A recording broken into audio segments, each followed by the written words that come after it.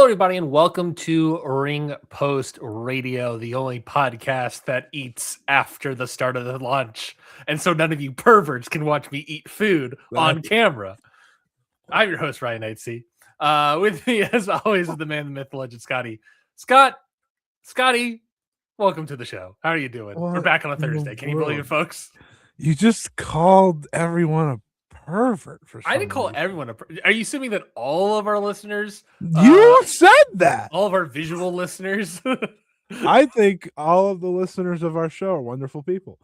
And I think they're all perverts. That's what you said. See? Thank you. Yeah, we're back on Thursday because if we did Tuesday, we would have had to talk about nothing. So yeah, literally. So the past, like, every single time we've moved to Thursday, there was like an active reason. This week it was just like, it makes more sense to be on Thursday. Hey, so, we'll get to Tuesday next week. I think we will. I like to imagine we will. Maybe some year. But while you eat, I guess I'll talk. Do we have? We're gonna double check. I'm double checking. Am I double checking my calendar to see if there's anything on Tuesday? Okay, I want to clear. Yeah, NXT. I'm busy. I'm down in Orlando. Featuring your world champion, Joe Hendry. Fucking Christ. It would have been better if Evil returned. Can we can all agree, folks? Oh God. Yeah, I don't know. You're kind of leading the show, eating at the same time. Real difficulty going on here. You didn't ask me how I was doing, so I feel weird answering a question that I wasn't asked. Well, I was gonna ask. I was ready. I'm primed and ready. Scotty, how are you doing? I think I did say how you doing. I don't know. You said something about the pervert. I think you were distracted by our listeners and their pervertedness. Yeah. I was thrown off by how you just went at them right off the rip. But yeah, I'm doing okay. A fine week. Nothing special. Watching a lot of the Olympics, so that's been a lot of fun. What's your do you have Olympic takes or anything? And by that I mean big takes, big monstrous hot takes, Olympic size. I have no monster hot takes. I'm mostly here for hockey, but I enjoy watching the highlight like thing that NBC puts up every night. Like, me too. I believe they call it prime time at the Olympics. Mm-hmm. We have like the greatest figure skater of all time cooking right now, so that's pretty cool. Mm-hmm. I don't really know his name, but he's sick. I also here's my big take. You want to hear my hot take? Please. Skiing is terrifying. I can't believe people do this. My favorite thing watching skiing with my wife is just going over to her and be like, "Oh, I can do that." She's like, "They're going 100 kilometers per hour. That's like 60 miles per hour." I'm like, "Yeah, but I can do that." Terrifying. I was like, "This is all gravity. Terrifying. I can do that. I can stand gravity." Like Lindsey Vohn's leg is like gone. Like that was part of this. And to be fair, she was doing it with torn ACL to begin with. But like terrifying. And like there was this video of like, this person got engaged after they ran their skiing, whatever. They're like, well, they crashed and burned before that. But and I was like, Jesus. It's like, how many people crash and burn doing this? And I'm like, well, it's shocking it's not more considering how fast they're going. Yeah. And like someone that like there was like a POV view of like someone skiing that I watched the other day. Terrifying. Just terrifying. As you can tell, I've never skied before, and I don't plan on it. I've skied once in my life. That and the sled where you're just like, the luge. Yeah, that's the one. Terrifying. Yeah. Two things. One, I've only skied once in my life, and I was in middle school, so I selectively did the bunny slopes, which is fun because instead of going on the little thing, you're just going up like a treadmill over and over again, and just going down a slight little hill. Yeah, so that was fun. Become a rabbit. And the other thing was that luge is a terrifying sport. That actually scares me more than skiing. I think that's fair. I don't know why skiing to me is like, it's like, oh yeah, you're going like maybe roughly the same speeds, right? But like skiing to me is like you have more control. Yeah, it feels like you have more control. Where luge is literally just like, I have to be perfectly balanced and perfectly positioned, or else I will flip this thing and immediately crash and probably burn and die. And then the fact that, like, Scotty, they have singles luge, but they also have double luge, which is just people laying on top of each other. And I'm like, this is even crazier. I know people like love Summer Olympics more, but the Winter Olympics always like just intrigue me. I mean, hockey's my preferred Olympic sport to watch anyway, so that's probably a big reason I love the Winter Olympics. But I'm always just blown away by what these people do in the snow. Like that is majority of it is. And then there's like biathlon where like France is just I'm like, whoa, that's the shooting and skiing one. Yeah, it's all so cool. It's all very cool. I think the Olympics are a wonderful time. I think anyone, even if you're not a sports fan, just turn on like one of the prime time things at night and just see some of the best athletes in the world do some crazy shit. Because that's what it is. I love watching curling. That's a good one. That's a good one. Curling, watching the highlights of the U.S. team. I always wanted to do curling. Me too. I've always wanted to do curling. Because I just find like every time watching like the and then yeah. Clean. Now go. It's awesome. It's kind of electric. Curling's awesome. That's a great one. I think the Olympics are so much fun. Whether it be winter or summer, and that has been my week for the most part. So while catching up on wrestling finally.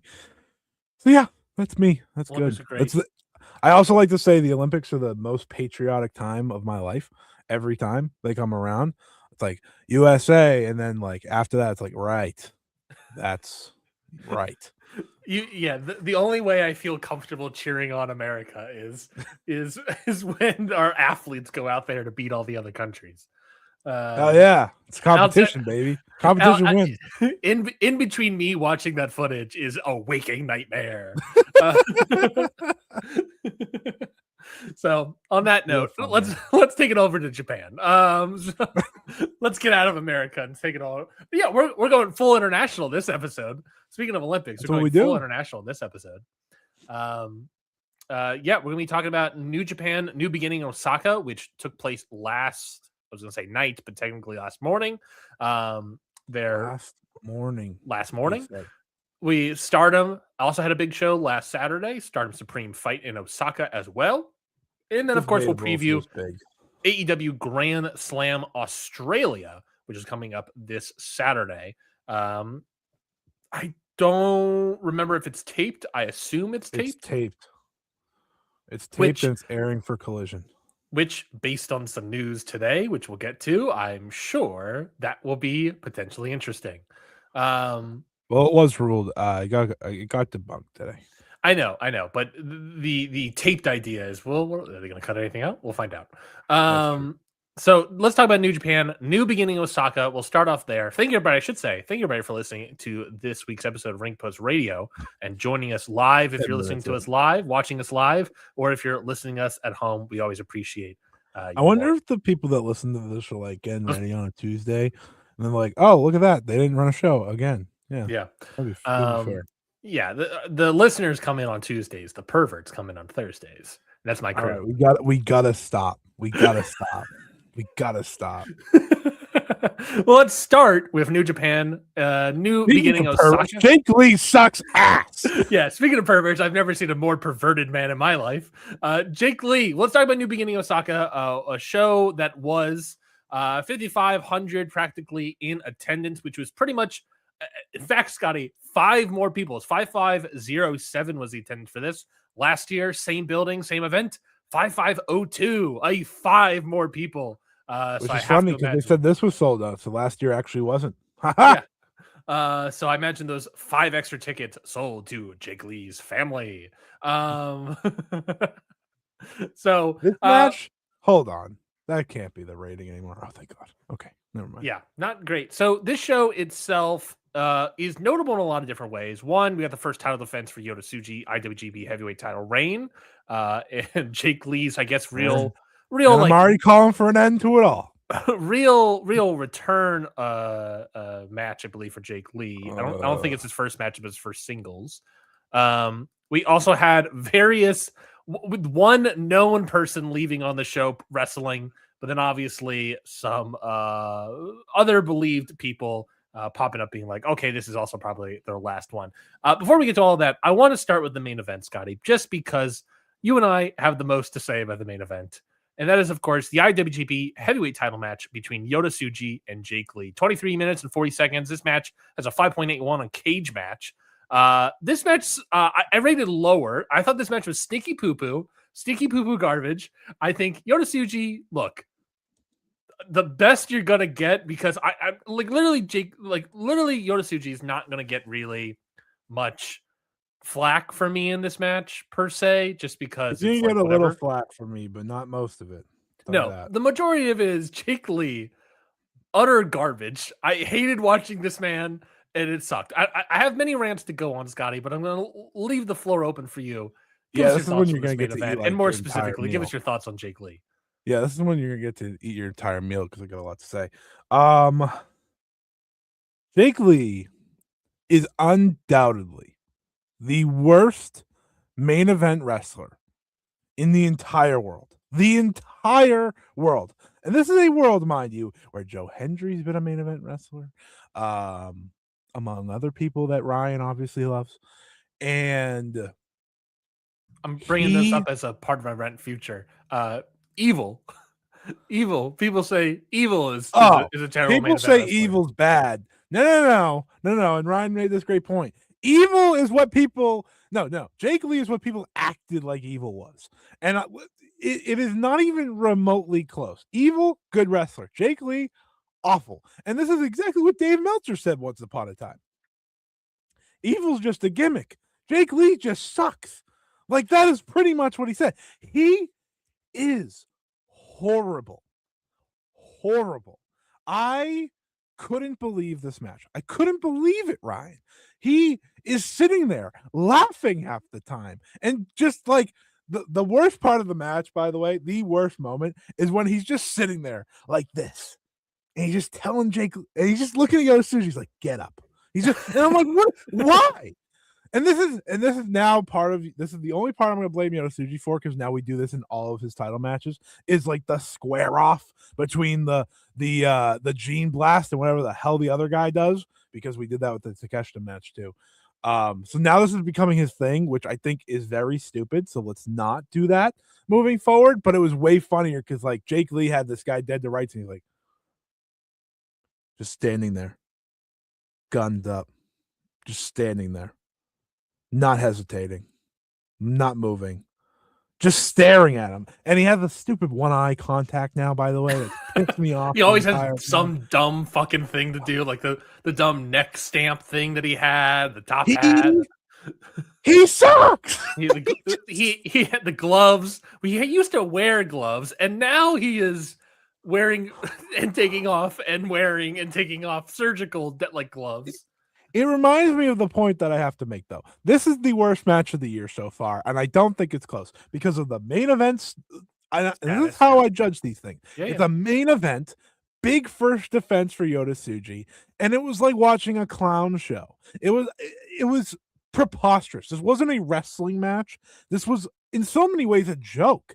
Like, I'm listening to Walker Stewart and Chris Charlton talk about the match as it's going. I'm like, they almost can't even believe it. Like, when that's almost breaking through, it's insane. It's insane to me that this guy has not only become a main eventer in New Japan, but he has somehow managed to go from All Japan to Noah to New Japan. I don't understand why this keeps happening. And to remind the world of this, because I've been saying this for the past couple weeks, he is the last big signing of New Japan Pro Wrestling, folks. This is the guy that they just, it's the last big signing. They haven't signed anyone big since then from another company. This is it. I don't get it. This was an awful performance. I didn't give it a dud, but boy, oh boy, I'd argue that a half star is just as bad, because it is the worst match I have seen all year, and it's going to take a lot to top it because it was awful. Yeah, utter garbage. This match was utter garbage. And look, I'm happy to laugh, because if this happened anywhere else on the show, I might have stopped watching. That's fair.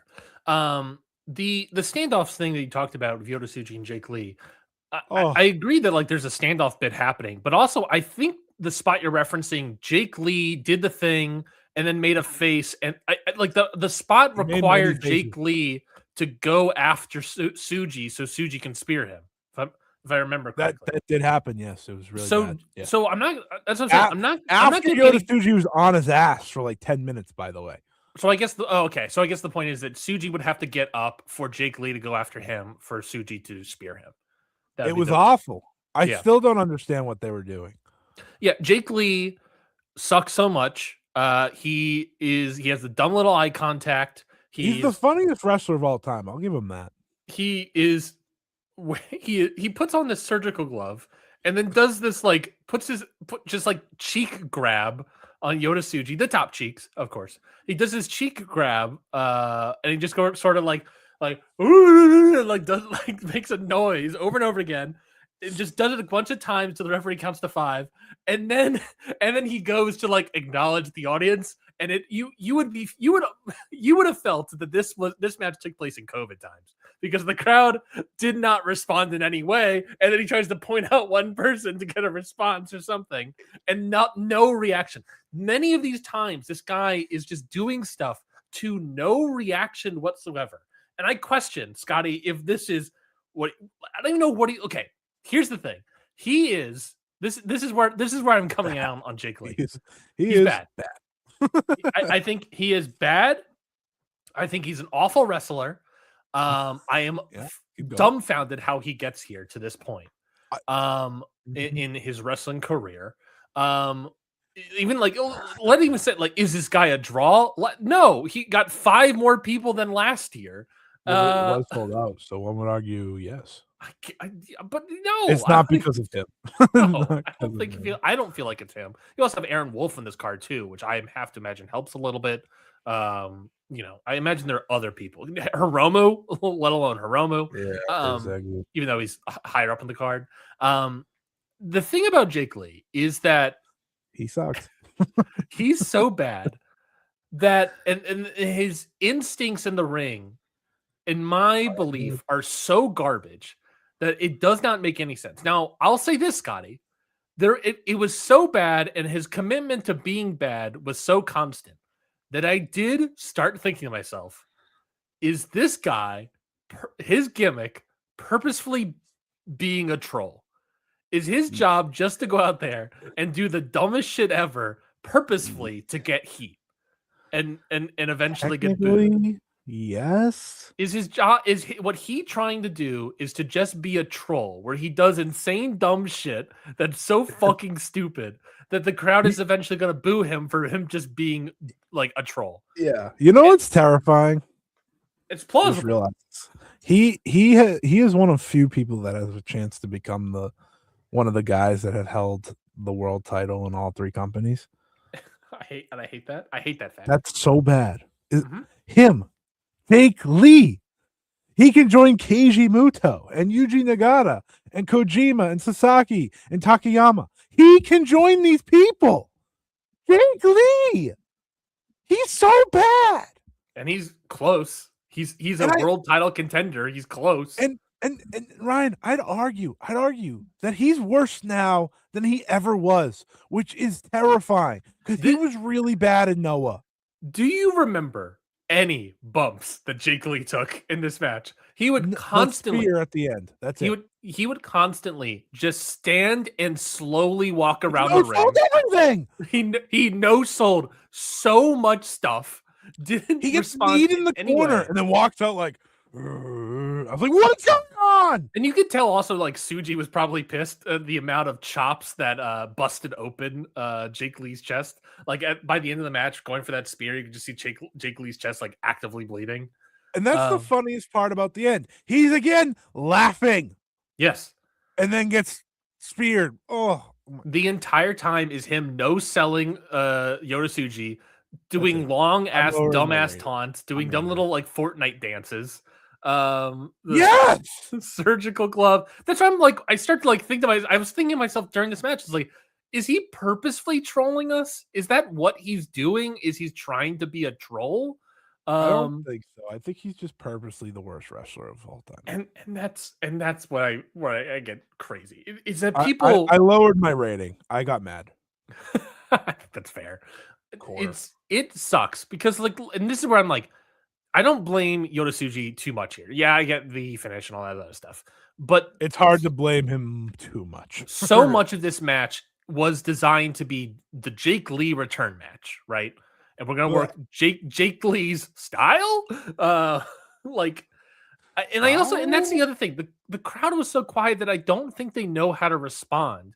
And by putting him in doing the spot in a world title match, it's almost like I have to take this seriously, that what he's doing is for real, which because it's so bad makes it feels like this guy's the worst shit ever. Scotty, if you did this same sort of shit against, I don't know, down the card or whatever, something lighter, even establish it against someone like a Toru Yano, Jake Lee could be like the next comedy wrestler for New Japan. He could be the next Toru Yano because it's like what he's doing. He should not be a main eventer. I don't think what he's doing is funny, but I also didn't necessarily think the stuff Yano did was funny. But my point here is that, like, in a different context that isn't a world title contender, it could bring levy. It was funny in a sense that it's the freaking main event and he's doing it. Exactly.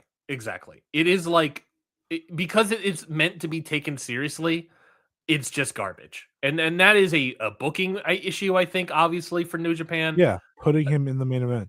He is so bad. He wasn't even this bad before injury, too. Like, that's the other thing is that, well, no, it's not that he wasn't this bad. He wasn't doing this many, like, trolling, goofy, dumb little gimmick things, which makes me obviously think that he's doing all of it on purpose. And then you know what? The question, why? Why is he doing all this purpose?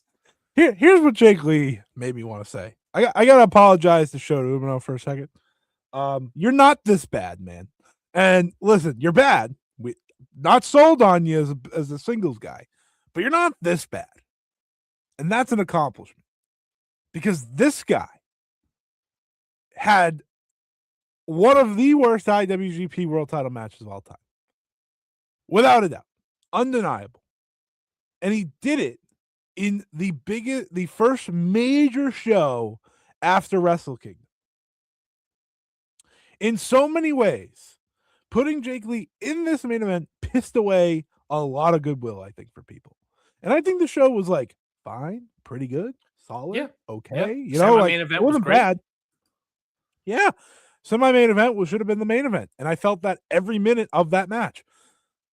Ultimately, at this point, I think we are at a very fascinating point in New Japan where the tag division, awesome. The never openweight division, awesome. Everything else, big trouble. Big excited for trouble. New Japan Cup, folks. And look, I mean, that shows it, you know? Yeah. And look, I think Scotty and I need to be clear here. We do expect apologies on our desk tomorrow morning from everyone, from all the people that doubted in Evil and said that Evil is the worst thing in New Japan. He's a terrible wrestler. He doesn't know what he's doing. Yada yada yada. Look, I get it. You're upset with a trope of the Evil run-ins, all that stuff, and it happens everywhere. And it's also when you're watching everything, like especially WWE or even AEW nowadays, when you're watching all this wrestling, you see it all the time. You get tired of it, and you think, and Evil's a good person to dunk on the most. Evil, I think, does it way better than anyone else in that regard, especially in high babyface conquering moments. Jake Lee, he would have given Yoda a hell of a match here. I fully agree. The thing that I talk about on this show every once in a while is that sometimes you need to see worse stuff to make you actually appreciate what you actually had, because what you thought was bad can be so much worse. And boy, howdy, Scotty, I want those apologies coming into our desk tomorrow morning for Evil, because Jake Lee is undoubtedly the worst wrestler. He is the worst wrestler in New Japan. He's the worst wrestler in the sense of like active, modern, pushed, all these sort of things. Yeah. He's the worst wrestler in Japan. He's probably the worst wrestler in the world. This guy fucking sucks. I want him off my screen. What the fuck are we doing? Yeah, that's all correct. That's all correct. He's awful. He's awful. And he has managed, like, listen, I want to say this, and I said this, I think, at Wrestle Kingdom. Happy for the guy that he, was able to come back after a long time. You never want people to be injured. But this was kind of a mockery of what the New Japan main event or even a main event is supposed to be. And listen, wrestling can be very, very different. Everyone agrees on that, right? But this guy is supposed to be like this serious main event threat. He's a former Triple Crown champion. He's a former GHC heavyweight champion. And this is what he delivered in his first IWGP heavyweight title match. He never should have another one. Plain and simple. Plain and simple. Imagine if like Kazuchika Okada won the world title at Wrestle Kingdom, and his next defense was faced Jake Lee, and then he faced like Toriano. Oh yeah, that's and even then, Jake Lee has sadly more prestige than Toriano. Yeah, that's what it is. That's what it is. This guy sucks ass. True.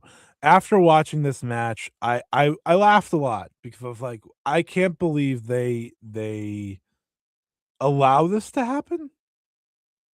Like it was such an unserious performance, and that's coming from someone who has often said like I don't like MJF and things like that. This was, and I've said this on the show. MJF is a meme wrestler disguised as a main eventer. Jake Lee just took that to another level, a whole nother level, because he did it in the actual main event in full force. I'm done. No more Jake Lee. No more. Please. Get him off. Get him out of here. Let him main event ever again. I mean, that's the other thing is like, even like what you just said about MJF. He's a meme wrestler pretending to be a main eventer, dressed up as a main eventer, which is something I don't necessarily agree with.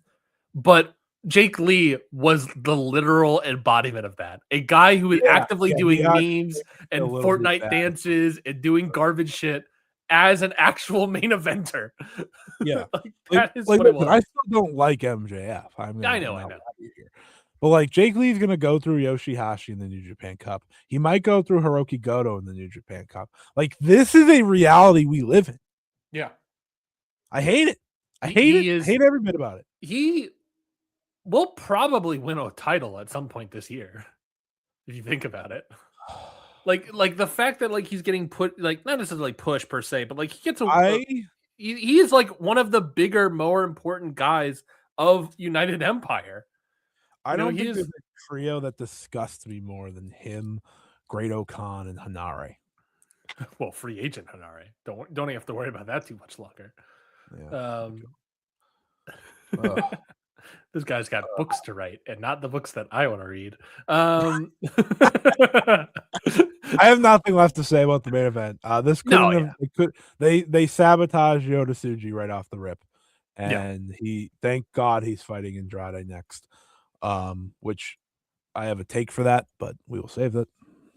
The only other thing, hold on. Let's see. Should we go? Did you watch the top of the card? I watched the whole thing except for the pre-show. Okay. Well, then I started at the never openweight 6-man tag. Wow. You skipped Jacob Austin. Yeah. I know I'm a big fan, and I apologize. But what are your thoughts on Hiromu's last match? Hiromu and Takahashi and Taiji Ishimori defeating Akira and Jacob Austin Young, along with, did you have any thoughts on Shingo and Drilla Maloney versus Hanare and Great Okan? I assume negative thoughts for those guys. Less thoughts about that match. So what are your thoughts on Hiromu? It's sad that he's leaving. That's kind of my take. I was like, wow, he's actually leaving. This is going to be really weird. Yeah, I mean, him and Taiji Ishimori had fun. They had a fun little match, and he let Ishimori be the one that got the win because Ishimori is facing Ricochet in a match that I could not care any less about. That sounds dreadful. I'm sorry. Just dreadful. But anyways, a great match maybe 5 years ago, maybe like 2019. Yeah. Which is longer than 5 years ago. Good God. Yeah, no, nothing too much. I'm It was a looking at nice the little new, match. It was I'm looking better at, than the War Dragons versus Great O'Khan and Hanare, which, by the way, I don't know why Great O'Khan still works for this company. Thank you. That is this my guy's take. this guy's dunking on on playing cards, I believe. Oh, I Um, saw that. so much so that the president has to be like, we're sorry. please don't be upset with us. All right. The rest of the card, never open weight 6-man tag team match. Bishamon, Hiroki Goto, Yoshihashi, and of course Oleg Boltin coming in as champions, leaving champions by defeating TMDK, Zack Sabre Jr., Rohei Iwa, and Hartley Jackson. I really don't have too much to say to this. That was a pretty good little match here. Nice little amount of action, big old schmaz at the end. Nice little bits of action. I really don't have much to say here. I am now that it's like, okay, great. I think this little like mini feud between these two guys, these two groups, right, over the title has kind of ended. I am interested to see what we do of Zack Sabre Jr. and Rohei Iwa moving forward. I was also watching this match and thinking to myself, looking at Hartley Jackson and thinking to myself, man, where's Bad Dude Tito? Why is he not here? This should be Bad Dude Tito's spot. Dude, when's the last? Hey! I like Hartley Jackson. That you can like Hartley Jackson, but you can't deny the charisma, the swagger of Bad Dude Tito. I don't even know if Bad Dude Tito's good anymore. I haven't seen him wrestle in so long. He was like such a thing for like a couple of years, and now I think he has years ago fully disappeared. Yeah. I thought this match was quite good. He wrestled a match January 23rd in Newark, California, where he is billed as TMDK with Shane Haste, a guy who also doesn't work for New Japan anymore. And they took on and lost to the Gates of Agony. Wow. That's crazy. That's a lot going on there. Oh, yeah. I like Oleg Boltin. I like Hartley Jackson. They hit each other in the head really hard. That was fun. Hiroki Goto a year ago was winning the IWGP Heavyweight title at this show, so that made me kind of sad. Kosei Fujita was in the corner. That also made me kind of sad that he just doesn't matter. But a shout out to Iwa. I think he might matter soon. Hopefully, maybe. No, I think this was quite good. I think it was probably my second favorite match of the show. So there's that. Which I think is telling, because I think this show ultimately, overall, we didn't really talk about overall thoughts, but overall, it's just like a lot of this show has one great must-see match, one garbage match, and the rest of it's like a lot of stuff that either is accomplishing a goal. That's pretty much actually what all of it was after this. We accomplishing a goal. We talked about in the preview that like this show, New Beginning in Osaka, felt like they could establish literally a new beginning for the company, because we knew going into this that Evil was leaving, Hiromu was leaving. The rumors, of course, of they Finley established leaving. A new beginning, baby. That Gato still runs it. Yeah, the dude Finley's leaving, and all these people are leaving, and we're like, they have the chance to establish something really strong. And Scotty, this show overall, that's the problem. There's nothing strong here outside of the tag match, which is it's hard, thing. Right? There's nothing strong here. It's just a goodbye show. Like that's part. I realized this when I was watching. I was like, there's someone that's either leaving or needs to be established in every single one of these matches. So it's hard to necessarily, I think, accomplish a lot. Like Andrade El Idolo versus Gabe Kidd, hard to accomplish much with that match. David Finlay versus Callum Newman was all about establishing Callum Newman as the new top foreigner. Aaron Wolf versus Ren Narita, we will talk about, but we talked about it a lot on the preview of what the goal had to be there, and then Jake Lee stunk it up. So it's a weird show, because I do think that a lot of people still left this show interested. I don't want to say excited anymore, but they're interested of where to go. Obviously, if you look at the New Japan Cup bracket, you're not going to get that excited. Because Contestica Mania helps. that helps as a little helps breather. And I think the New Japan Cup in some ways does have a path to making it interesting when it matters. Yeah. So I think that's good too. But yeah, I think there is. I will say this. I do think they have some stars on their hands after this show, which is a good thing. It's just a matter of how they follow through. So we will talk about that moving forward. I think they did check off some boxes of things happening. I just don't think important boxes. I just don't think the impact of those checks were incredibly strong. Well, yeah, when the show ends with what it did, it's also hard to really feel like it was a big success of a show. Exactly. I think It's hard to have a show be a new beginning when it's like here's a star from the past several years leaving, and we're basically going to go celebrate him as he's leaving. It's like the thematic thing of, which is not necessarily important, but the thematic thing of a new beginning, acknowledging the past history of a great star that's leaving your company. It's not great. That is admittedly the problem with how the contracts go, because a lot of them can't wrap up in January. They have to wrap up at New Beginning. Yeah. And I think that always, the past 3 years now, has made that's a great that point. part of it, you know, that's a with great Okada and Ospreay and Naito and now Hiromu and David Finlay, you know, like it is a new beginning in so many ways, but we're also still saying goodbye to those who will not be working here anymore. And I think that's part of the difficulty that comes with this show. Yeah, that's actually a genuinely great point.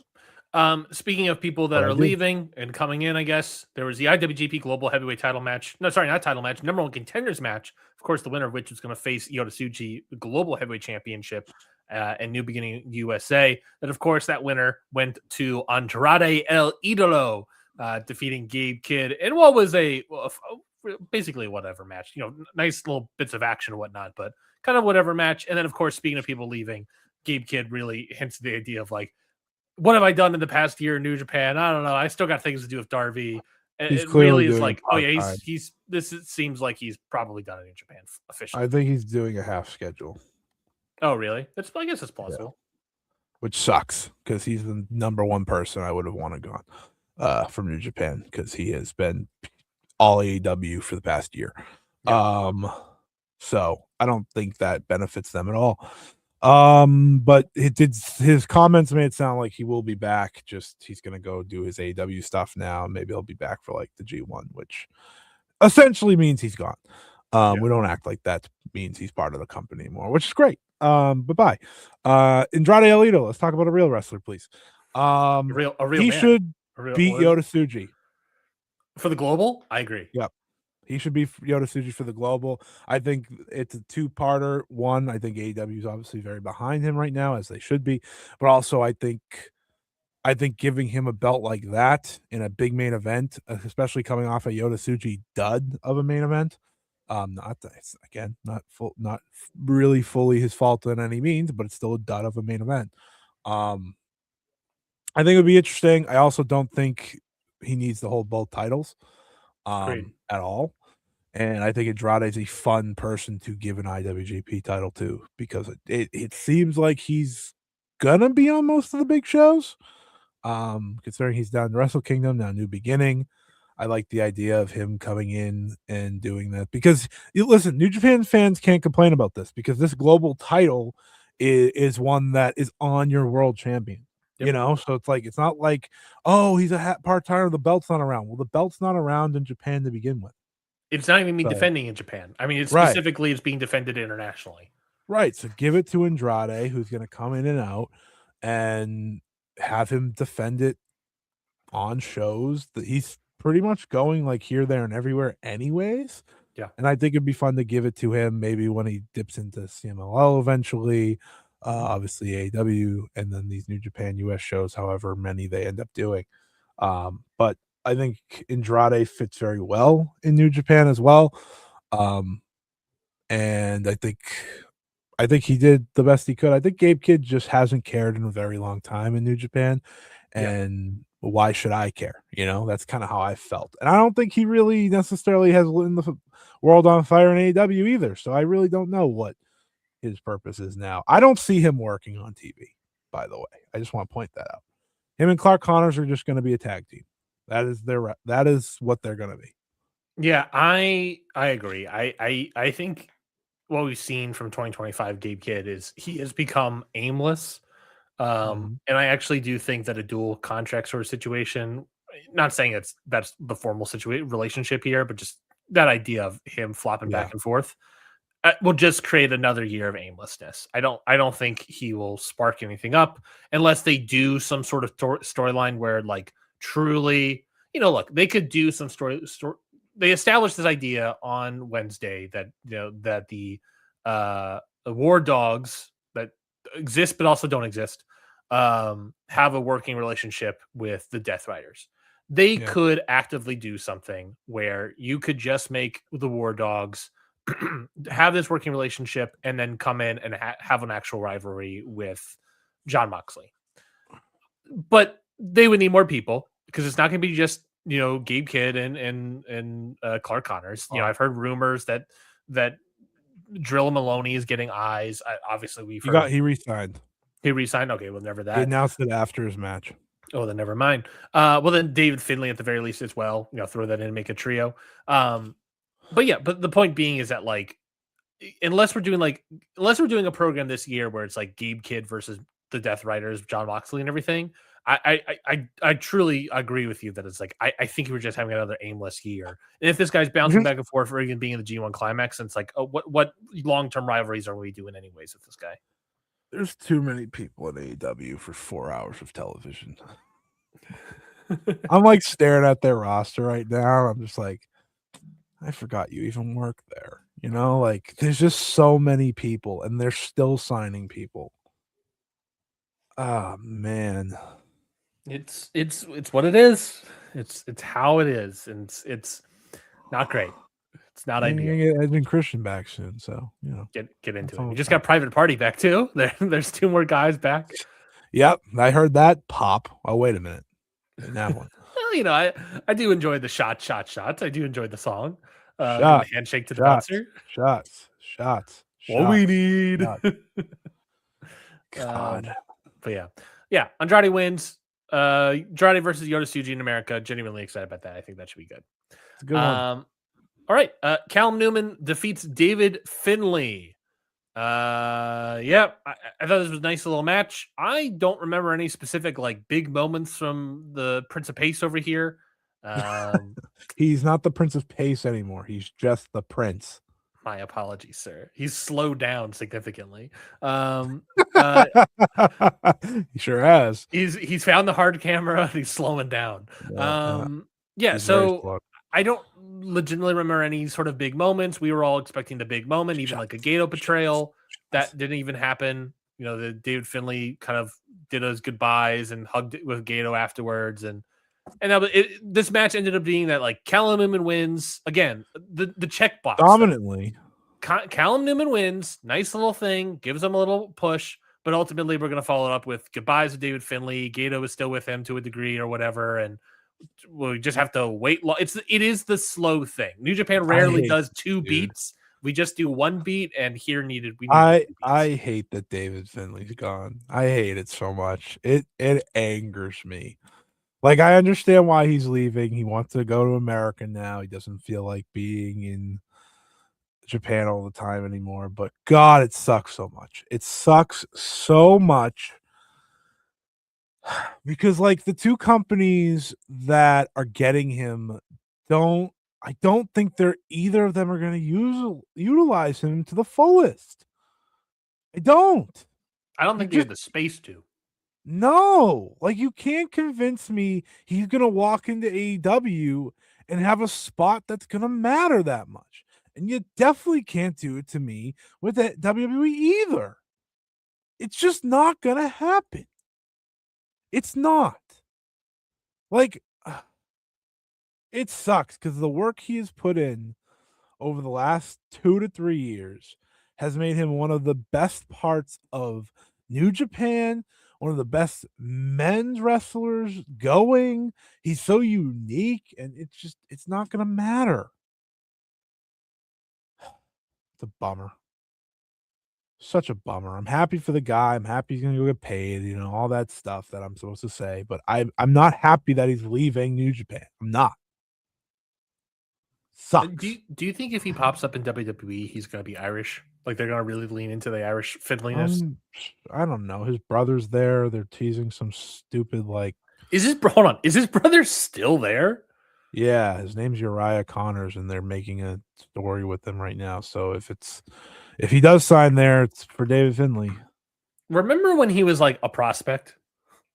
Yeah, and he signed really early, like every other wrestler in the world does now, and it doesn't matter. Remember when Daniel Garcia was a prospect? Remember when Wheeler Yuta was a prospect? Remember when Dante Martin was a prospect? I like how Uriah Connors. Remember when Brogan Finley was a prospect? I'm not done. Remember when I was scrolling and I lost my train of thought? Remember when Nick Wayne was a prospect? You get my point? All these people sign instantly, and it's like, how are you going to develop? Yeah, it is a question, and that's just something that like I want to like. David Finlay doesn't need to develop, obviously. No, but you get my point. It's a thing of that I think about when it comes to like the Monday Night Wars era of wrestling. Yeah. Even before that, when like both companies existed, WCW and everything conglomerated basically into WCW and WWE. What was the development process like? Because they would probably sign people fairly quickly, I imagine. Right. But even then, I don't even remember who are like the new prospects that they ended up signing. Like, I mean, even then, like someone like Rey Mysterio pops up in ECW. How quickly does he then go over to WCW? Yeah.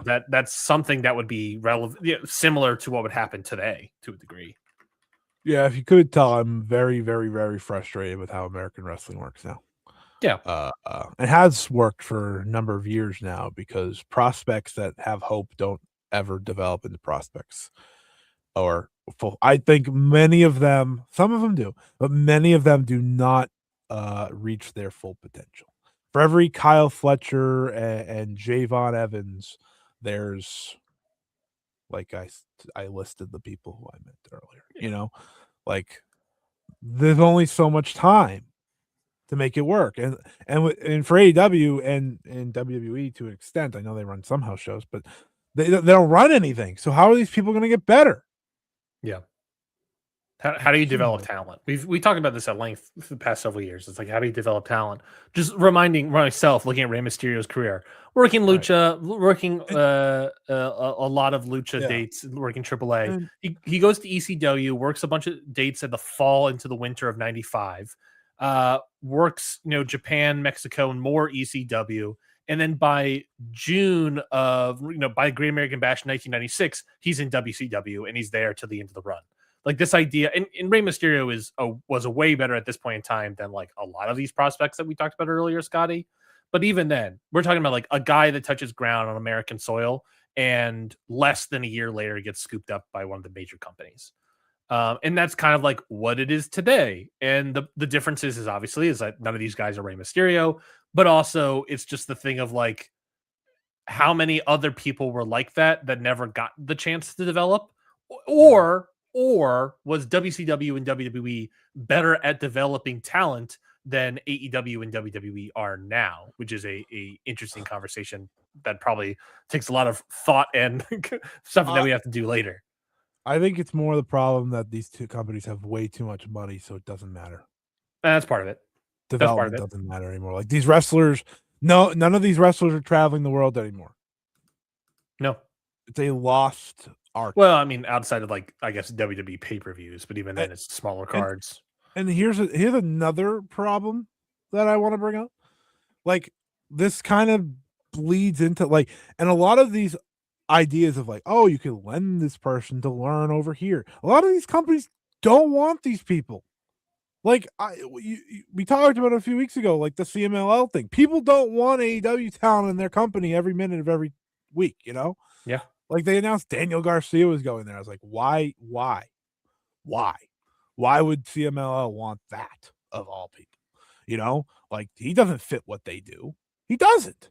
For every bandito, there is Johnny TV over here, and it's like that's not development. That's just a point. But like, I don't know. It's frustrating. Ring of Honor is also not utilized to its full abilities. I don't even know how I got here. We're still talking about New Japan. I'm gonna turn my camera on since I finished my food. Welcome back, Ryan. Hey, how you doing? Hey, how's it going, folks? How's it going, perverts? Callan Newman defeats David Finlay. David Finlay leaving. We'll see what happens with him. I do I like Callan Newman? Not that much, but I'm going to give him credit. He went to Japan. Yeah, he's learning. He's there. He probably could have he's been there signed. for me for a while, right? Right. Like he is sticking around to become a top star. He's doing in full the Osprey thing. Yeah. You know, like he is gonna go there. He's probably gonna become one of their top champions. He's gonna go through the full experience. A lot of people by now would probably sign away. Yeah, if they were him, you know. That's why I have to give him credit. I don't know when his contract's Maloney up. too. I gotta give his contract up, but Drilla Maloney and Callum Newman are two guys that, like, we already heard about Drilla Maloney. These are two guys that would undoubtedly be like scooped up if they want to be scooped up. I mean, Knockout Brothers, guys that have committed to New Japan that could have easily, that were practically being scooped up as well. Thank God. I think are we at that match yet? No, we're going to be at Ren Narita defeating Aaron Wolf in 2 minutes and 8 seconds. Lots of House of Torture nonsense. But ultimately, but again, this is my hate to be that guy. Thing. They had to. Yes, this is what it had to be. Ren Narita had to be Aaron Wolf and do the title change. I can all agree upon that. The problem is that, like, I think the impact of doing so wasn't as good. Instead, I was hoping that maybe we get more of the technical stuff and see more of the wrestler Aaron Wolf. Instead, it was just like House of Torture bullshit, which is fine, but it becomes evil light at that point. I think if you give it a 10-minute match where they're grappling and doing that, and then I'll even take 5. And then eventually you see like Narita struggling, so that's when the House of Torture buffoonery comes into it, then it's fine, you know?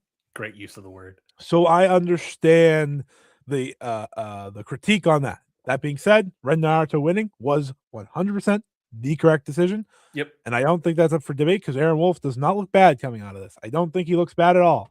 You know, I really don't. He got absolutely screwed over and he still almost won. Yeah, and he's going to be in the New Japan Cup, and my guess is have 2 matches, is my guess. Maybe. I don't know what let me look at the bracket. He's facing Don Fale in the opener, and the winner of that match is against Shingo. Yeah, he can lose to Shingo. Yeah, that's what I'm saying. I expect that him is probably going to be Don Fale. He could lose that. I mean, that's totally fair. Sure. But the one against Shingo is, okay, he's losing against Shingo. Yeah, which is fine.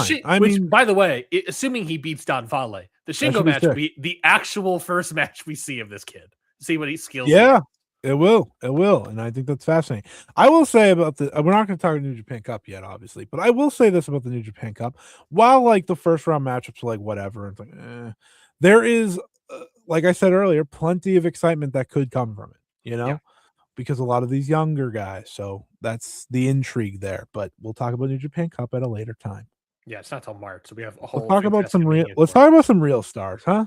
Yeah, let's talk about a lot of duds. Let's talk some real stars. IWGP Tag Team Title match: Knockout Brothers Oscar and Yuto Ice defeats the team of Yuya Uemura and Shota Umino. Which, look, we've said it before. Shota Umino, not a guy we necessarily love. The pairing with Yuya Uemura, it's working.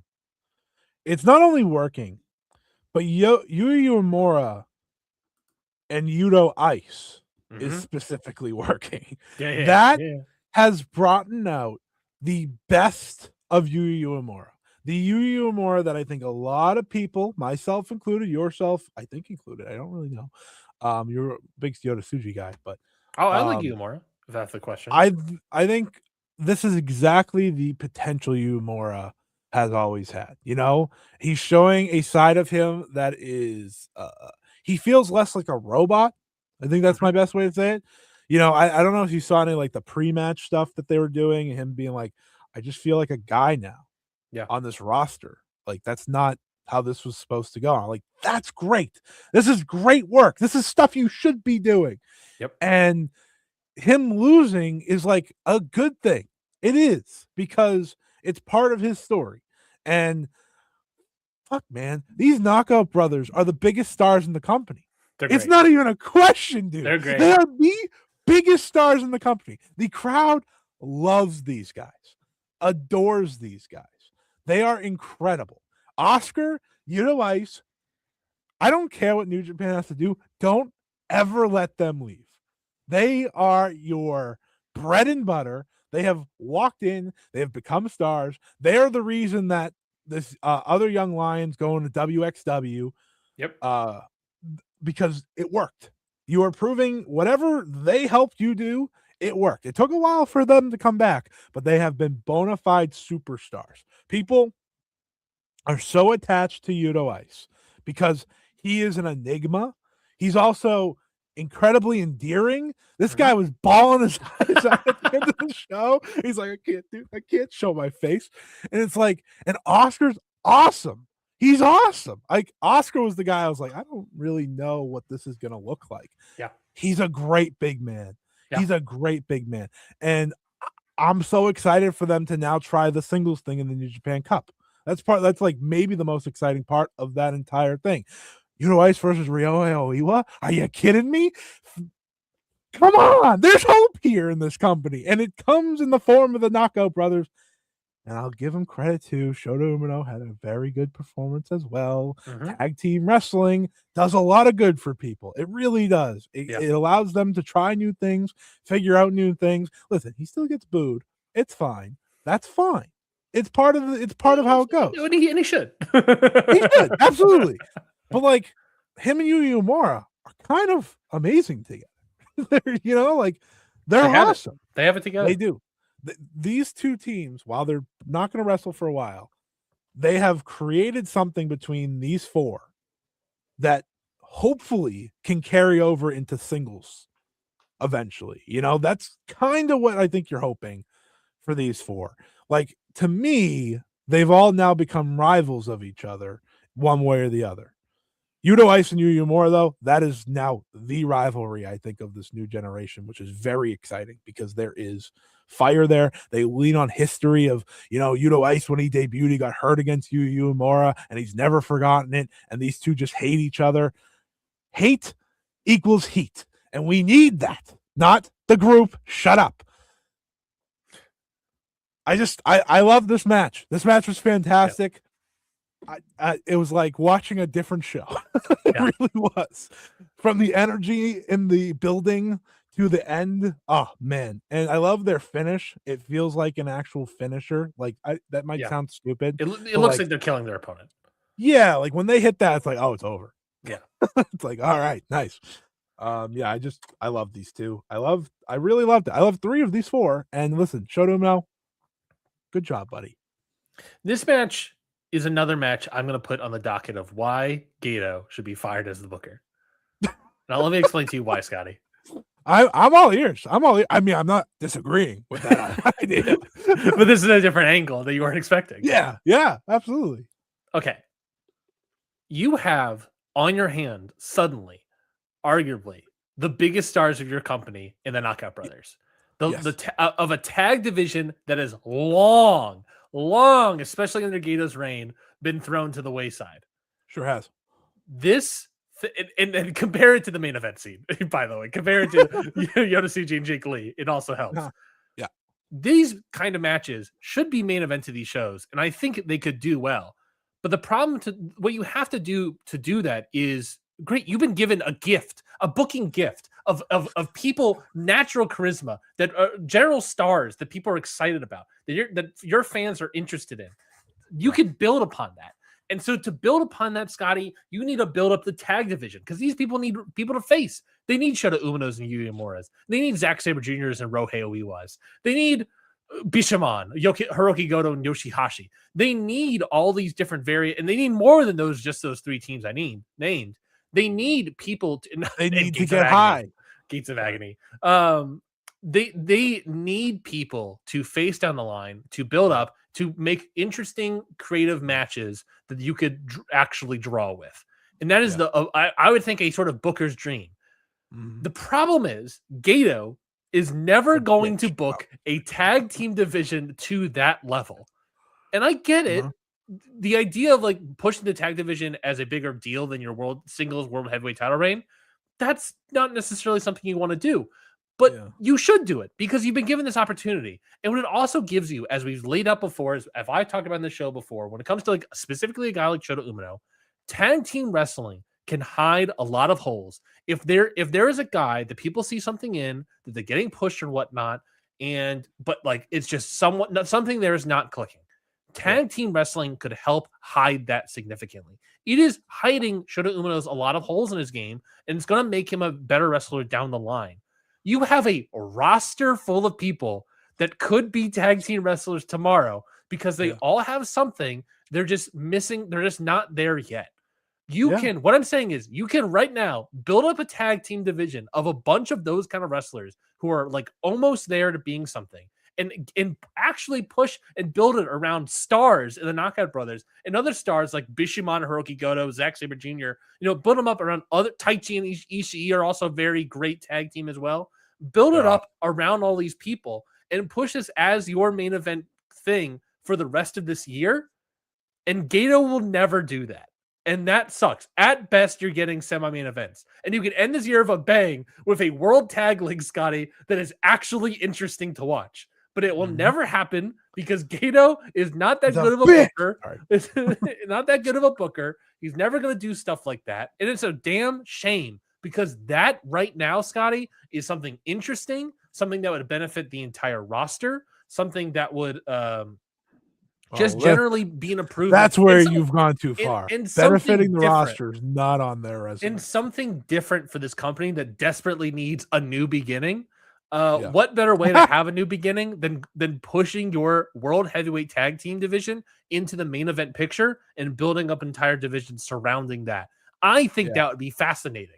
Why don't we do that? Gato will never do any of that. If I was in here, I would take this gift gift of the gods that I was given. Yeah. I'd put it on my disc into my championship belt, cash in my gift of the gods, Scotty, and I will build up the world title division around the tag team.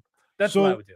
There is a problem, and that is that Yota Tsuji will be overlooked. And that is part of the... And his whole thing is, I'm not wrestling if I'm not the main event with this title, Mm-hmm. So there's that problem. That being said, who fucking cares what Yota Tsuji has to say? I would do exactly what you're saying because it's electric. It's exciting. Everyone is here for these two. Then Yota Tsuji's his mission this year is to be a more interesting singles wrestler than your entire tag team division. I agree. That's great tension and then a great way to improve and make Yota Tsuji even better wrestler. And then it leads to Knockout Brothers versus Yota Tsuji. It's easy. It's math. It's how this shit works. Yeah. We need to create tag teams. It's a shame that we don't have a tag tournament coming up in this company where you could just get a tag team to face them. Oh, wait a minute. Fantastic Mania. What a tag team tournament. Call me Jack Skellington because Scotty, what's this? I think we have some tag. Wait a minute, Ultimate Guerrero show. I know. I saw that. That was sticking out like a sore thumb, buddy. That sucks ass. They're clearly losing, considering they're facing Mystico and Mascara Dorada. So what are we looking at here? What are we looking at here? This is a tournament. So this is their little. So they always do a tag tournament every year. And this year feels a little bit more important because Mystico's in it with Dorada. But yeah, they do a tag tournament throughout Fantastic Mania before you have the big payoff at the end, right? With the big matches on the final 2 days of Corkin, right? Why don't you book this and have the winners face the Knockout Brothers? Because who wouldn't want to see Mystico and Mascara Dorada versus the Knockout Brothers? Atlantis Jr. I'm looking at this as like, who are some other options that, like, let's say they don't win, who are some other interesting options that you could do? Atlantis Jr. is pretty interesting. I mean, you could do Kojima Okamura. That's something in terms of the New Japan guys, the New Japan audience. Technically do everyone except for Tiger Mask. You could do everyone except for Tiger Mask. You can't do Stuka Jr. and Shun Makato. Yeah. And honestly, it'd be sick if you did Show Makato. That would be crazy. That'd be wild. That'd be crazy. He's going to CMLL. Yeah. But no, like, I would love. I mean, imagine them beating the crap out of Atlantis. Yeah, that'd be sick. That'd be sick. I don't know. Fantastic Mania, by the way, I've just looked at the card for the first time. I am excited. Anyways, we'll talk about that next week. Yeah. I'm with you. Push the tags as your main event. They're not gonna because Gato stinks and he's bad at his job. but they should. Like the fact that I think the most anticipated part of this US show is the Knockout Brothers going. Like I think that's just what people I've seen are naturally excited about. I don't know if they're pumped about GOA facing them. I'm not. It'll be a fun match, you know. It'll be pretty okay, but like, people are excited about seeing them. Yeah, they have become the biggest stars. My stages are seeing like, oh, Yoda and Knockout Brothers coming over. I'm more excited to see Knockout Brothers, and then the matches come out. It's like, well, I'm more excited for Yoda versus Andrade. You know, it's gonna be awesome when Andrade and Yoda have a great match because that's what Yoda needs right now. Agreed. Oh, because he just had to wrestle Jake. Well, I mean, you just took him out of the main event. Clearly, he needs it.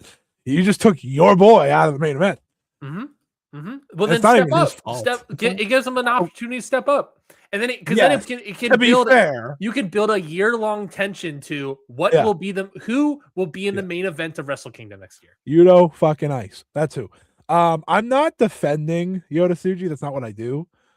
But I mean, he had Jake Lee. What do you want him to do? Exactly. That's what I'm saying. He's not Kento Miyahara. We went over this when we previewed it.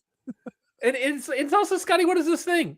Wouldn't it be great to have two hot divisions, the tag division and a world heavyweight title division? Because we know the junior division's dead. So like, was there a single junior match on this card? It was the Hiromu match. That was it. I guess you're right. You're right. Like, doesn't count anymore. The junior division's practically dead. Yeah. So at least why not push the world heavyweight titles? Fantastic Mania is here, so we're here. We're okay. Yeah. New beginning Osaka. I proposed a new beginning for the entire company. It won't happen, so let's have to live with the consequences. That everyone shuts up and we get this correctly, and they said no. Yeah. Is what it is. Holy shit, that's the final Cork in main event. Sorry. What's the final Cork in main event? For Fantastic Mania? Mystico versus Soberano Jr. Yeah, baby. Yeah, baby. Get into it. We'll talk about more of that next week. Yeah. But yeah, that's New Beginning in Osaka. Fantastic Mania will start next week. New Beginning's not over yet. We still have USA. We still have New Beginning USA, which obviously we'll talk about. A lot of the card has already been dished out, but we'll talk about more of that down the line.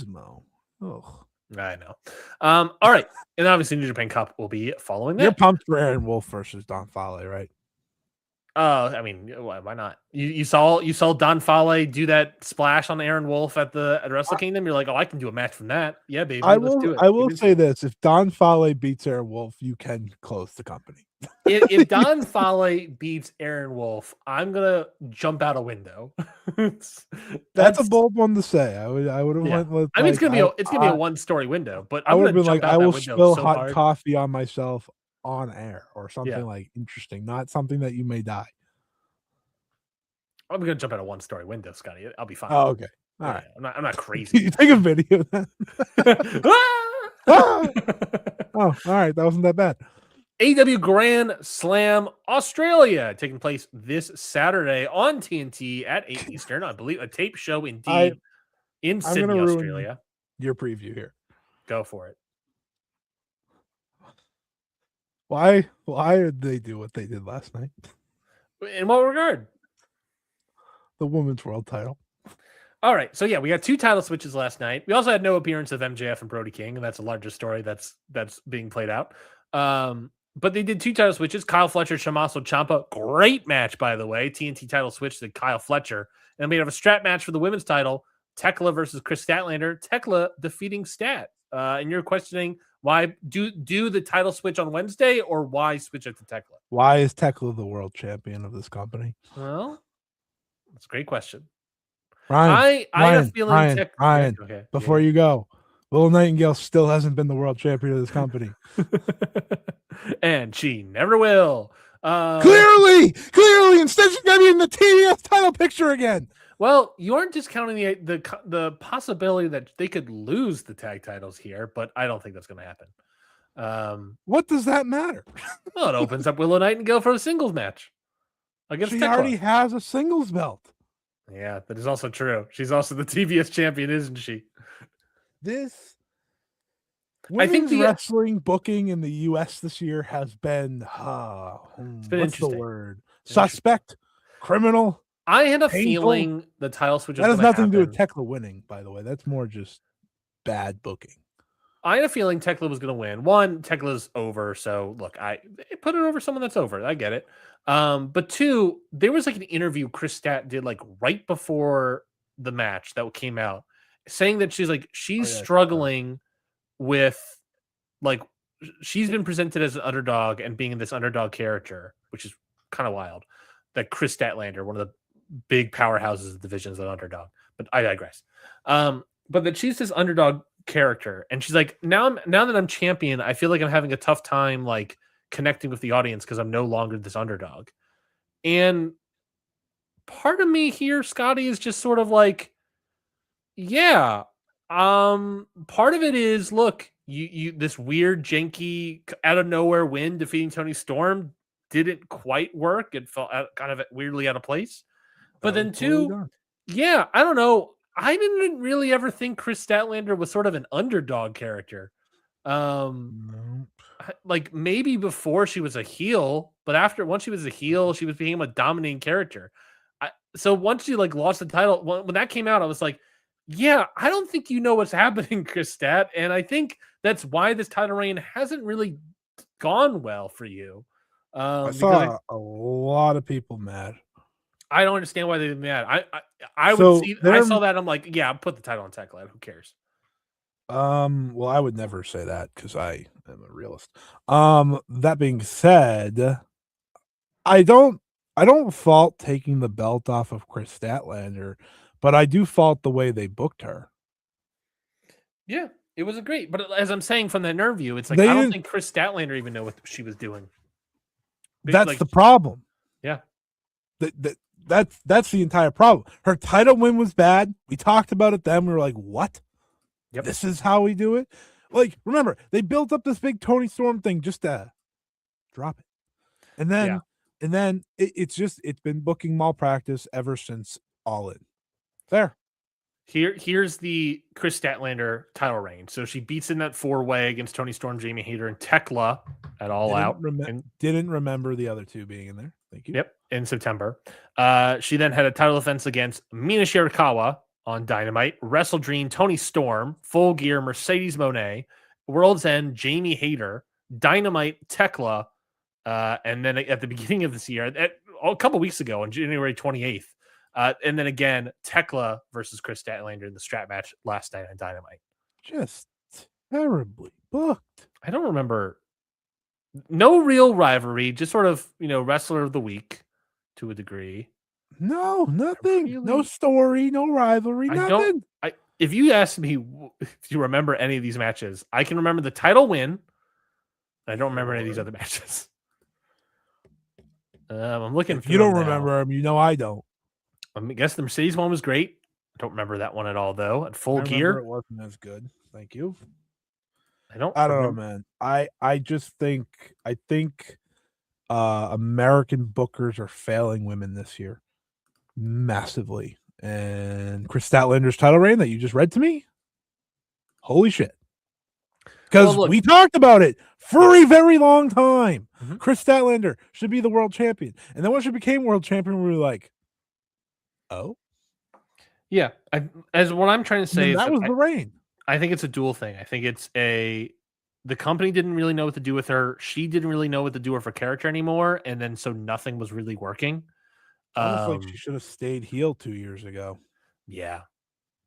Ultimately, that's what it is. But it's been malpractice ever since then. It's also, I think, part of it as well is during her title reign, were pushing the tag titles. So it's like she kind of took a back seat to the tag titles developing and starting out, which to a degree I get. To a degree, like I understand that, like you can do two women's things at once, guys. I promise. No, I agree. You could do two women's things at once, but at the same time, I also understand of like we want to push this new thing as like the central focus of the women's division right now. Yeah, which are just going so well. So yeah. I am gonna let you preview this show now. I just had to bring it up because I think it's fair. I think it's fair. I was stunned to learn that Tekla was the AEW Women's World Champion. Hey, look, I'm excited because that means quickly, by the way. new interesting stuff with Tekla. Are you sure? Are you positive? Let me look Name the last women's world title reign that was interesting without Toni Storm being the champion. And I'd argue those weren't that interesting. But go ahead. I have to remember the champions. I can't wait for you to go through this because you're gonna end up on like Hikaru Shida in 2021 or something. That wasn't Toni Storm. Mariah May, no. Toni Storm again? I'm gonna say no. Shida for 39 days? No. Saraya? No. Hikaru Shida for 25 days? No. Toni Storm for 66 days? No. Jamie Hayter. I guess it'd be the last one would be Jamie Hayter. And when was that, Ryan? Ended in 2023. It is 2026. Yeah. Well, to be fair, Toni Storm was 281 days, and then Mariah May was 174, and then Toni Storm was 217. So Toni Storm did take up a majority of that. For what it's worth, I didn't really enjoy those Toni Storm ones either, but the first one mostly. The first one I did not enjoy. The second one was the first one when she went crazy first. Whatever this gimmick is, timeless. No, the first one was not. No, the first one before Mariah beat her. Yes, she was timeless. The very first one was in May to August 2023 when she beat Jamie Hayter. No. The first one is when she won the world title off of Thunder Rosa. Or no, not a Thunder Rosa. A 4-way over a vacant title. And then Jamie Hayter beat her. And then she beat Jamie Hayter. And then we have the Saraya stuff. And then she goes crazy and becomes the third one. So the third one is the one I meant when I said first one. Correct. Holy. All right, whatever. I long ago accepted what the women's division is in this company. I hoped Mercedes Moné would be the change of that.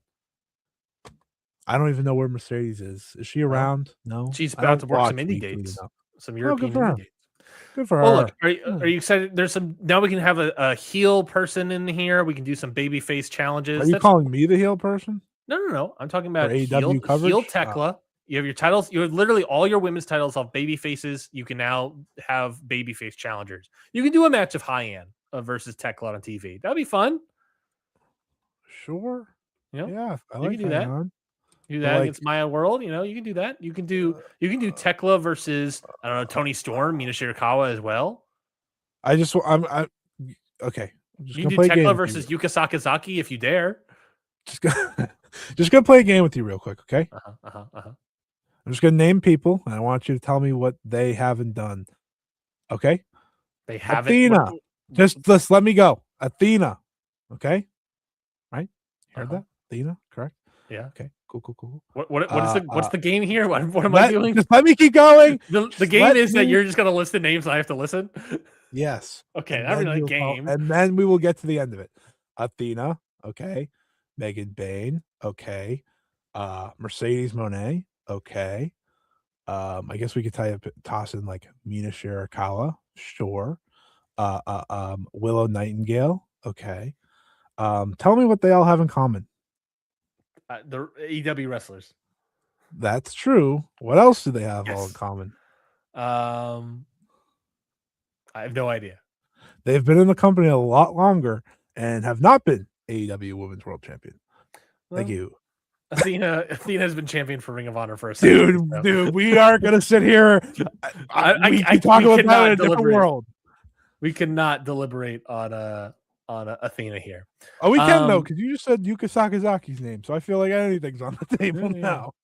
I mean, look here. I'm just looking at like literally like baby faces that we can see challenge and do little programs with Tekla. I'm looking at like I think Alex Windsor, Athena. If you want to, part of a tag team, can't do Alex Windsor. Diana Perazzo. Sorry, she's Ring of Honor Women's World Champion. Can't do that. If she's ever coming back, High-End. Sure. Can't do Jamie Hayter. That's a tag team. Actually, High-End's also a tag team. Can't do those. Continue. Why can't you do those? Because they haven't shown me that they can. So I'm gonna until they show me a tag team wrestler can also. No, this is the opportunity where they can show you, and you're saying no. Sounds very familiar to the IWGP World Title scene. That's all I'm saying. All right. I mean Mercedes. Oh no, not Mercedes. Mina Shirakawa. You just said she challenged, did you not? Challenge against Tekla? I saw her. I thought she got her hair cut off yesterday. That was kind of mean. What's that about? Nina Shirakawa versus Tekla. Is Queen Aminata going to be Tekla? Because then I can get behind Tekla winning. Yeah, I would rule. Nyla Rose if WBD allows it. They won't. Queen Aminata, Persephone. Yeah, fuck yeah, I'm in. Riho. I don't think all these people are babyface. I think all these people. Persephone's not a babyface. Who? Persephone's not a babyface. She's a heel. She's a Rudo. I guess that's true. I feel like she was babyface to Athena. Was she babyface to Athena? Maybe a returning Ruby Soho. Could that be fun? What? Ty Mello? Ruby Soho. What are you gonna say? Sky Blue next? No, Sky Blue's a heel and aligned to Tekla. Why would I ever say that? I'm only pointing out baby faces. Roster. Ty Mello? Okay. I'm going to ask you this question. You're just going to say yes or no. We're moving on. No, I'm going to ask you the question. You're going to say yes or no. Is this a game? Is this one of your new games where I'm not allowed to play? This is the last game. You just say yes or no. We're moving on. Okay. Is Toni Storm going to beat Tekla? Probably. she's been champion 4 times. I think what I'm also pointing out here by listing all the baby faces. That would suck, by the way. I just want to point that out. What I'm also pointing out, I think, with all the baby faces is that, like, I think the babyface side of the roster is severely weak. There's like you have Toni Storm, you have Willow, you have Chris Stat, you have Harley Cameron to a degree. Beyond that, I think there's a steep drop off. Yeah, there sure is, buddy. And now we have a heel world champion. look, and it's time to develop. You can use that as an opportunity to develop some baby faces, get them over, do some challenges. Sure. I think this year we're setting up to have a sort of weak women's division on that side. Maybe Willow and the tag team division could be pretty strong. There's these rumors that they're going to be signing and bringing in a bunch of women's wrestlers. Yeah, because they use the ones they have so well. So we'll see. Dude, Riho's absolutely getting a title challenge in this reign. Right? Of course she is. I can't. And look, and Scotty, I can't wait for it. You can't tell me you're not ready for that one. That should be good. I just had to get that rant out because it's annoying. I mean, I do the same for the WWE if we're talking about WWE because they're just as annoying as anyone. But they have a world champion that hasn't even defended the title. Yeah, shout out Jade Cargill. Can't believe she is a world champion. That's crazy. Yeah. Though I think Toni would have done the same if she didn't leave. So. What are you Toni gave her a world championship with like a billion defenses at sub 5 minutes. No, I don't mean not a defense. I just meant make her a world champion. Oh, sure, probably. Which I would have been. He would at least had her wrestle though, albeit for less than 5 minutes. There you go. Is wrestling less than 5 minutes better than not wrestling at all? That's the question we have to answer. I don't know. Ask Ryback. All right. AEW Grand Slam Australia taking place in Sydney, Australia this Saturday. I was really hoping you said taking place in New York City. Taking place, can you believe it? New York City. It's been moved. No, taking place in Sydney, Australia this Saturday. Pick it up and put it over here. They're also doing a house show as well that isn't airing anywhere, but an interesting show there nonetheless. I think it's the day after is what it is. House show rules. Why did you bring up a show that I can't watch? Well, I'm not going to bring up the card. I'm just saying that it was interesting. Oh, is there a card? Did they announce a card? I don't know if they announced like a full card, but they were announcing some matches on Dynamite. For example, Orange Cassidy and Toni Storm versus Jon Moxley and Marina Shafir was announced. Oh, I'm so happy that match is happening the day after I have to watch Wheeler Yuta instead. They're also going to have the debut match of the Brawling Birds. Are you excited for that, Scotty? What's a Brawling Bird? Oh, of course, it's Alex Windsor and Jamie Hayter. Why are they birds? Because they're British.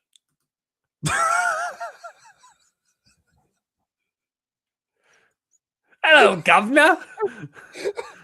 Look at the Brawling Birds.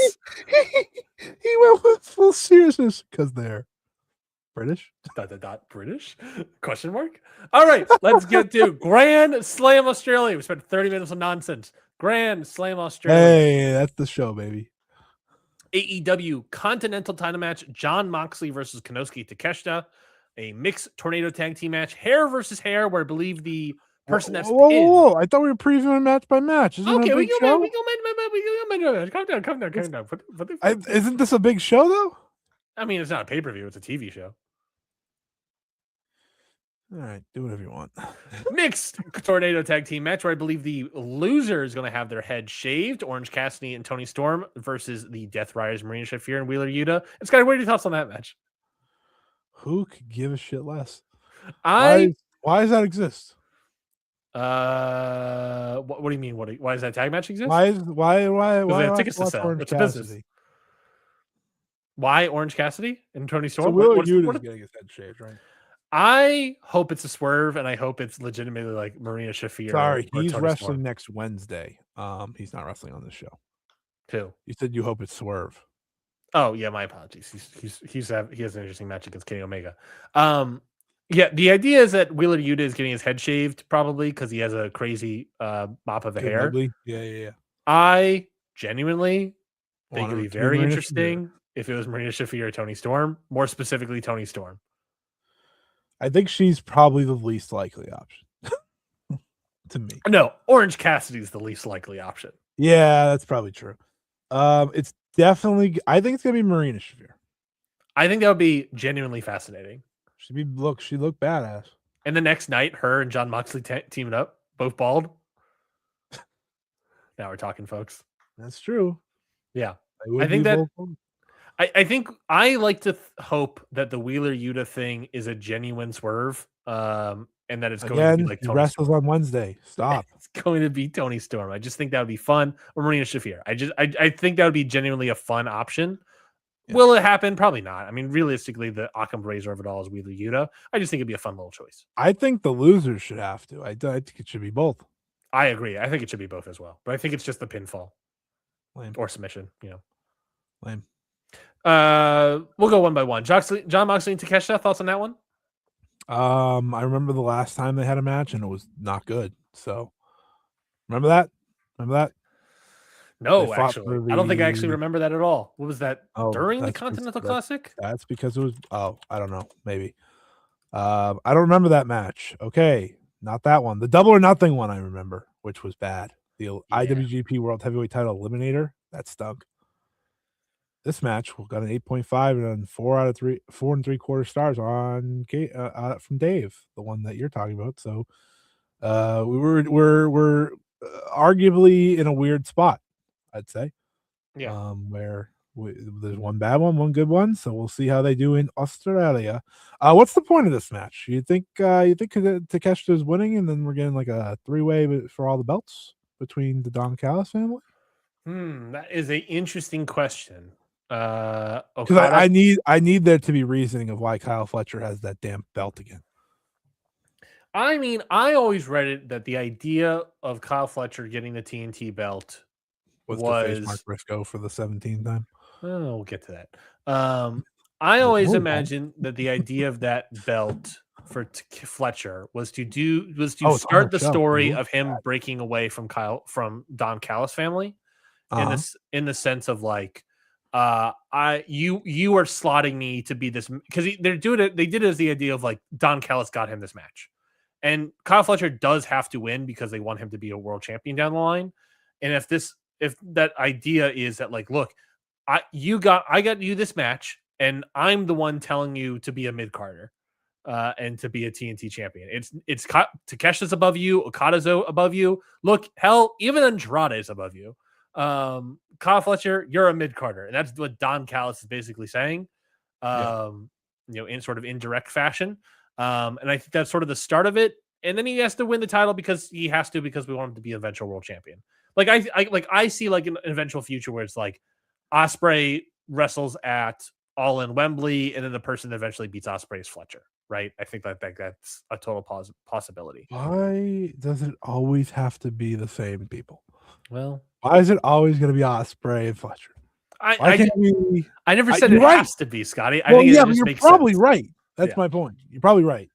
How do I follow this? If it's all three, if Takeshita beats Moxley here, I don't know. I think that's fine. They're also setting up the idea of Takeshita breaking away from Don Callis. So, they've been setting up that idea for 7 months. I know.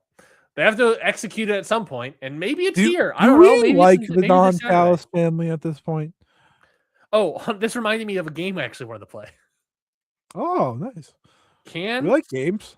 Can Scotty name every single member of the Don Callis family member, both active, and I'll give you bonus points for former members of the Don Callis family. Former?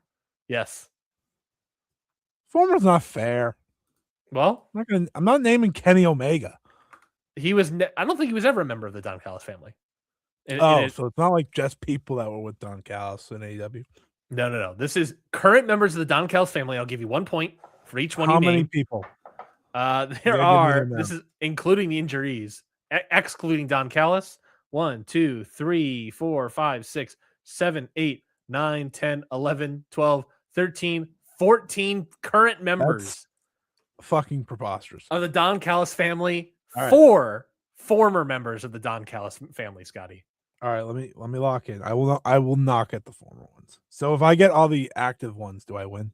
Yeah, you'll win. Right. If you can get how many do I get?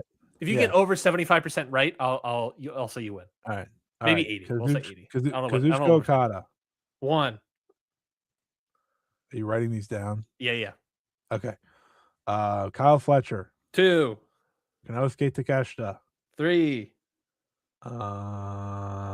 El Clone. 4. Andrade El Idolo. 5. Mark Davis. 6. Lance Archer. 7. Doing great, folks. Halfway there. Jake something Doyle. Sure. 8.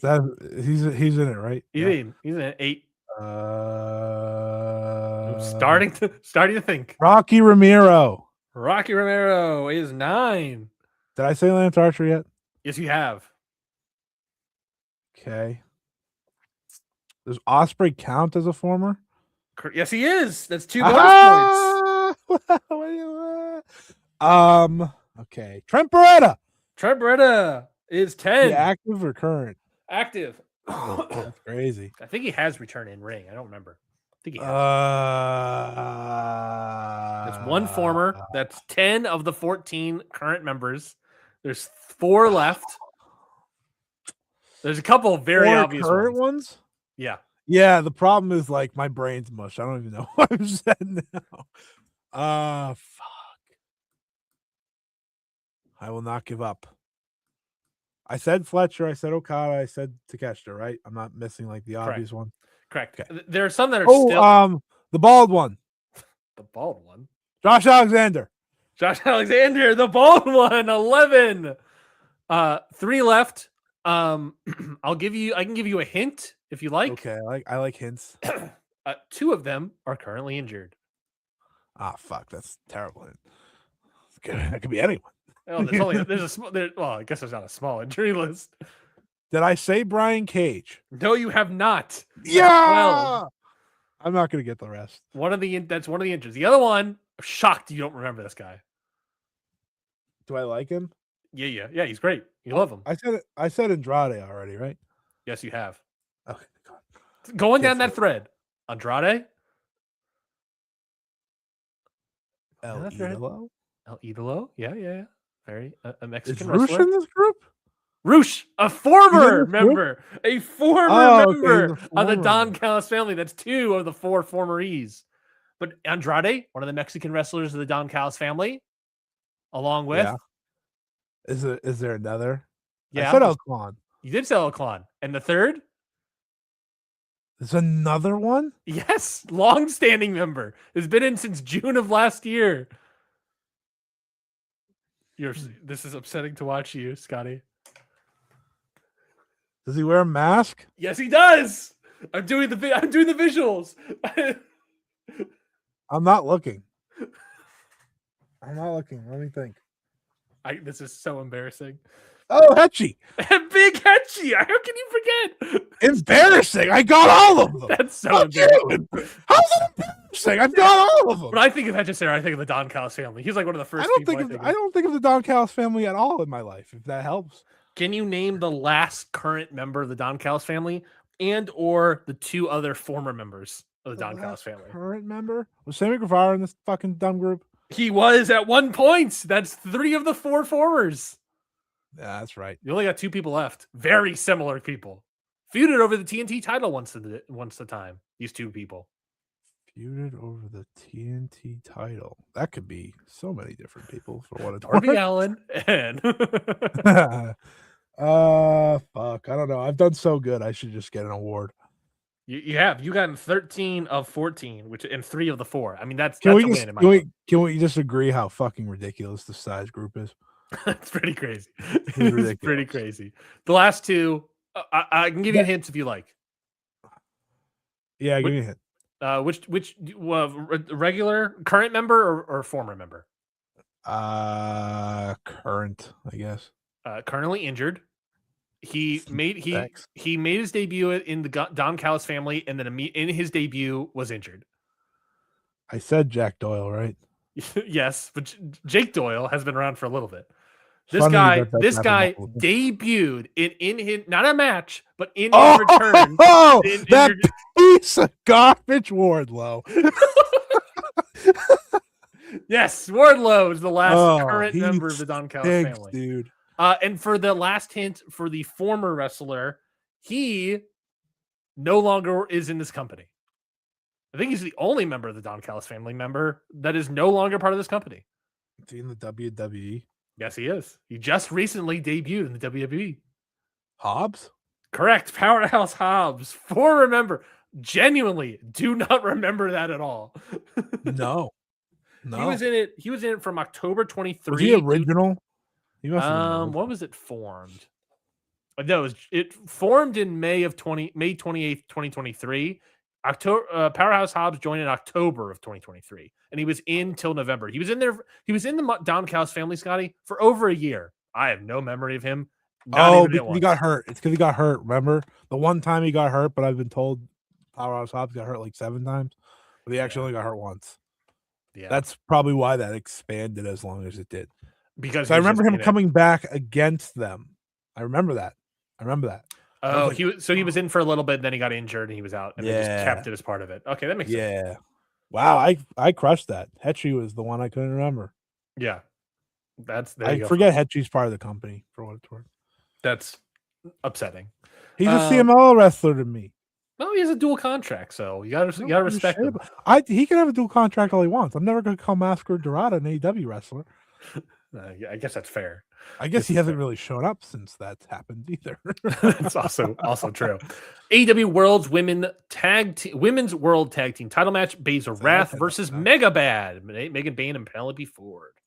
Dude, like arguably 2 of my few favorite women's wrestlers in this company, and they're just doing this. Obviously, I mean Megan Bayne and Willow Nightingale. Don't put words in my mouth, Ryan. I will jump through this screen. Whatever. Who cares? Change the belts. Don't put words in my mouth. I will jump out a 1-story building. This team called Mega Bad. Yeah. Mega Bad. Yeah. I think that sometimes about Gato's booking. Mega Bad. Tony Khan's too, for what it's worth. How I would describe one half of the Mega Powers. Booking in the entire world. Mega Bad. The Mega Powers. Mega racist. Oh shit! Sorry. Oh no. Sorry. Folks. I don't know. I think changing the titles is not a bad call. I think the problem is they did a promo on Dynamite where they basically were like Harley Cameron feels bad and wants to make it up for Willow because they lost an eliminator match to get to here. So Harley took the pinfall there, wants to make it up and also do it in front of Australia in terms of her hometown. So she should definitely lose. Yeah, that's the problem. Is I don't think she's going to be losing, but I would welcome a change of. I think Megan Bayne and Penelope Ford are more of a tag team than the other 2, so it's not going to happen. And still, yeah, I agree. And still, do you like these tag belts? I don't think I don't have like a big. They haven't done enough for me yet. Maybe they should face Yuto Ice and Oscar. Now we're talking, folks. Now we're talking. I mean, Willow Nightingale versus Yuto Ice would actually rip. Yeah, that would be fascinating. That is a 2018 GCW WrestleMania match if I've ever seen one. By that I mean they'll never book it. AEW World Title #1 contendership match. Andrade getting #1 contenderships all over the place.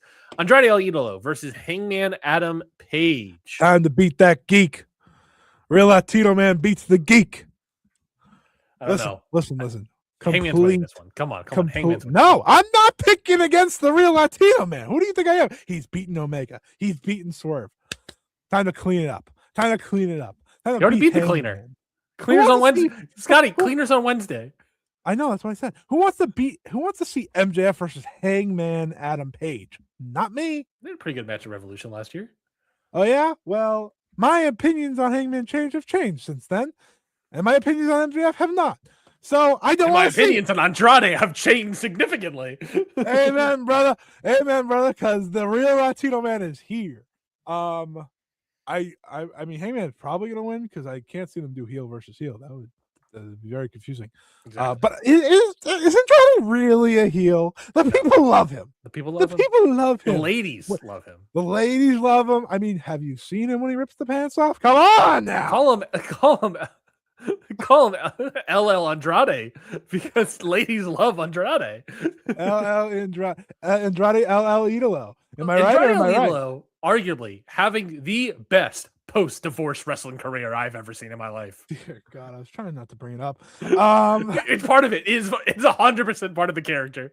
Well, obviously, this guy is wrestling. That's the reason he left the company. This guy is wrestling and wrestling in a gimmick that screams, "I am a recent divorcee."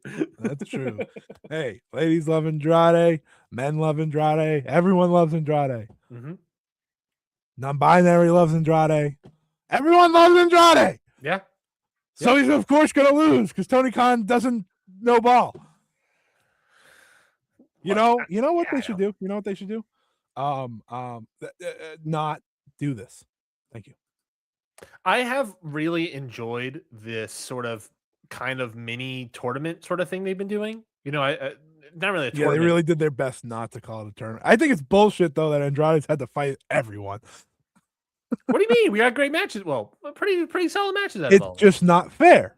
Because Andrade should be champion. What? Why does he have to wrestle everyone? Everyone else is just like waiting. You know, Hangman's waiting.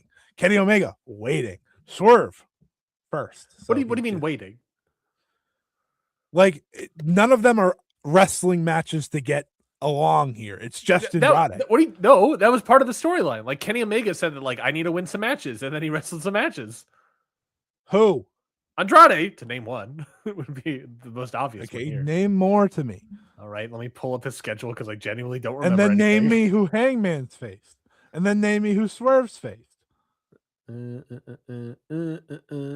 say Josh Alexander, I'm going to roundhouse you. It's Josh Alexander. Kenny Omega has faced Josh Alexander, Rocky Romero, and Andrade. That's all part of it. That's part of it. That's all three of them were part of the storyline here, Scotty. You can't be upset. But you just said that they were waiting. Yeah. I'm telling you that he wrestled 3 people. Okay, but Andrade had to fight all the big people.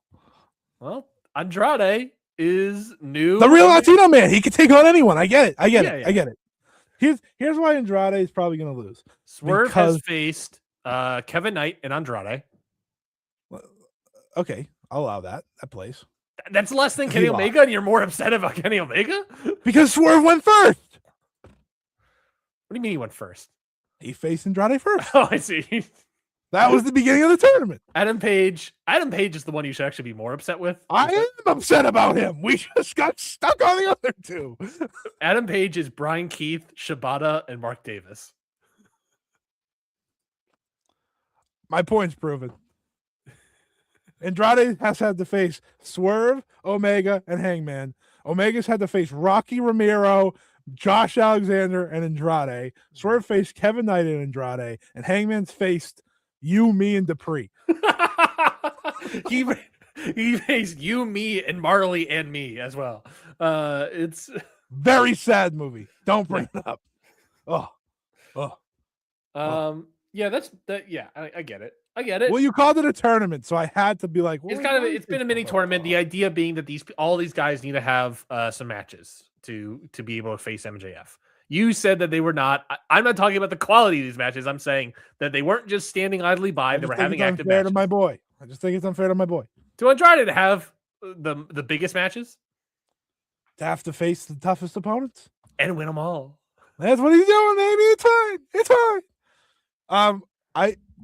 I know this isn't going to happen, but imagine Ospreay versus Andrade at All In instead of MJF. That would still would rule. It would rule way harder because it doesn't involve MJF. But MJF obviously not losing this belt, so that's fun. That was my next question. It's a number one contenders match. Where's the match happening? Is it Revolution? Revolution? It's got to be Revolution by now. We're giving away every other big match on TV. So if we're saying Revolution, which is in March, then yeah, it's Adam Page, 100%. Well, Andrade could have been pay-per-view main event, you jerk. And here's why. He's being Swerve. He's being Kenny Omega. He's being Hangman Page. That tells me he could be a main event. Like, the problem is I can't disagree with those quality of opponents.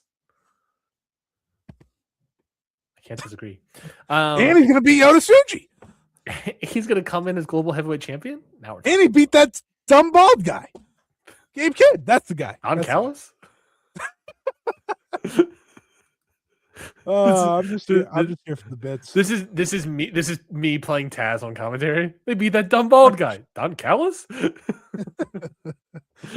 Your favorite commentator. Please. Yeah, Don Callis is my favorite commentator. I agree. Next up, TNT title match in a ladder match. Best of 7 series ending here. Finally, Kyle Fletcher versus Mark Briscoe. Look, great match. Kyle Fletcher and Tommaso Ciampa. Ciampa coming in having a great little TNT title reign, in my opinion. I was right. I just want to remember. I said he'd be good. He'd be good. He was great. I am severely upset that we're doing this as Mark Briscoe yet again. They tied it up nicely by saying this is a best of 7 series. But not best of series, but this is their 7th match, and he's like, and Kyle Fletcher's being like, "Oh, you want Game 7? Then you need to face me in a ladder match." I like that they're putting on the idea that this is Game 7, and this will be the end of their feud, dating back to 2024. I am part of this feud includes them being like, "I don't want to face you anymore." Even having a match where it's like, if you lose, you can never challenge me again. It sucks to then have that match and then do it again as a Game 7 match. Yeah. But look, they're 3 versus 3. You can make. I can see it. I wouldn't have maybe done it so soon. It's kind of ridiculous, but look, fine. A ladder match with a Briscoe in it, I'm going to accept it because that should be great. Of course you are. You're not excited about Mark Briscoe's ladder match? I'm not excited about this match at all. Oh, okay, interesting. I don't want to see it again. And I also don't really like ladder matches much anymore, so that doesn't help. That's fair. I'm not excited about it. I mean, will it be good? Probably. They've always had good matches, but I don't know. I don't really remember the last one. The last OTQ at Full Gear, it says. Yeah, I think that was they had such a hot start of a rivalry. And these are surprise guys, 2 guys of surprisingly great chemistry. But then once Tony Khan realized they have surprisingly great chemistry and they're wrestling all the time, I think they super oversaturated, and I think they're doing it too soon. I totally agree. I'm not fully excited for this match. I will agree there. I am into it because I do think these matches have been really good, and a ladder match with a Briscoe in it makes me excited. But I do understand and to a certain degree agree with you about I'm not fully dying to see this sort of match here. I would love to have someone else. I would have loved to just have a Ciampa match and do something fun with Ciampa. But look, I get it. Kyle Fletcher, we're doing something with him. Mark Briscoe, we're going to do the Game 7, then we can move on and have an actual Kyle Fletcher thing. I think there is a total plausibility that Mark Briscoe wins, and I think that is the worst case scenario. Because as much as I love Mark Briscoe, him winning would just be what the fuck was anything we've just done in the past little bit here?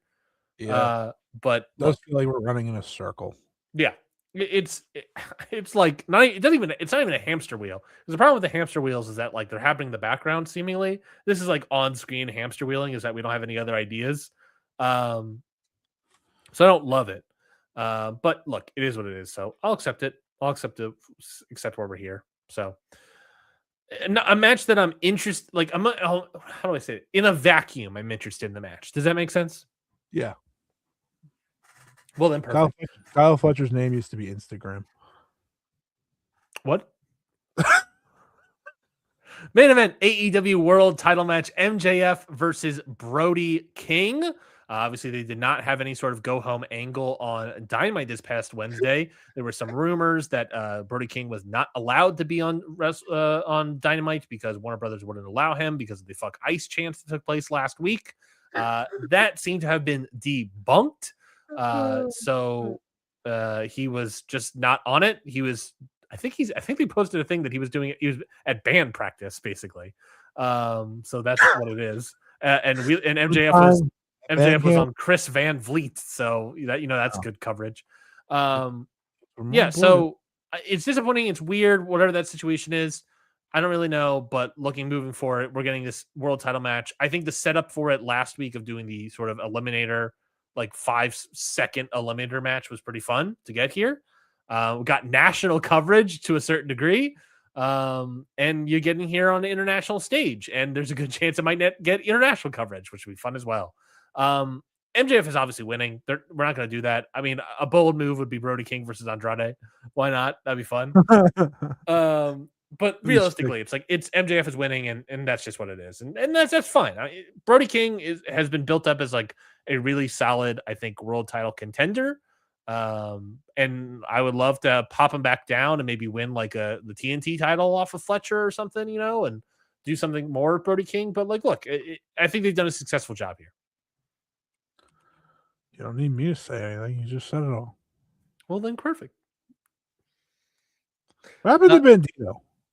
I don't know. I think they're just icing him for a little bit. I wonder if they're doing this Brody King stuff and then they're going to reunite and do more tag team stuff. Against the Knockout Brothers? Against the Knockout Brothers? Bandito versus Knockout Brothers? Come on now. Bandito? Knockout Brothers? I don't know. He's obviously just like cycling out for this period, which is, I think it's fine. They're focusing on Brody King, so I get it. I love the cycling out. Love it. Love it so much. Well, look, he is probably going to come back, Scotty. Come on, he's probably going to be back on Dynamite this Wednesday or something. I don't like that you said probably. I wanted you to say definitely. Probably has me a little scared. Also, I remember the other thing that I think is insane that they're doing. FTR versus Young Bucks again. Yeah, I know. When that happened, crazy. That stinks. That's crazy. That one's preposterous to me. Two teams that are so great but have so little chemistry. They have like one good match, maybe two. Yeah. Disappointing series. These guys should have like a series of matches like some of the best all time, and they just haven't. I hope they say this is the best of 7 too, even though I think it's the 6th one. I think that's right. But actually, please don't. Then they'd go again, and we don't want that. We don't want that either. Yeah, it is what it is. You're obviously not excited about the show. I think that's fair to say. I don't think you were excited about a single match on the show, other than Andrade. No, I'm excited about.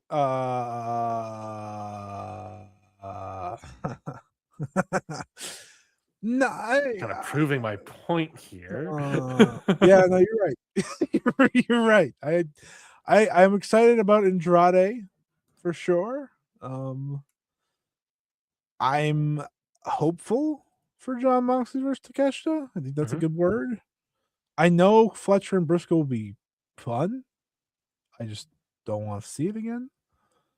Already. But Kyle Fletcher's at home in Australia, so maybe that'll add a little bit to it. Though that's part of the problem. Mark Briscoe's gonna play heel. I mean, he won't play heel, but like the idea is he's not gonna get cheered.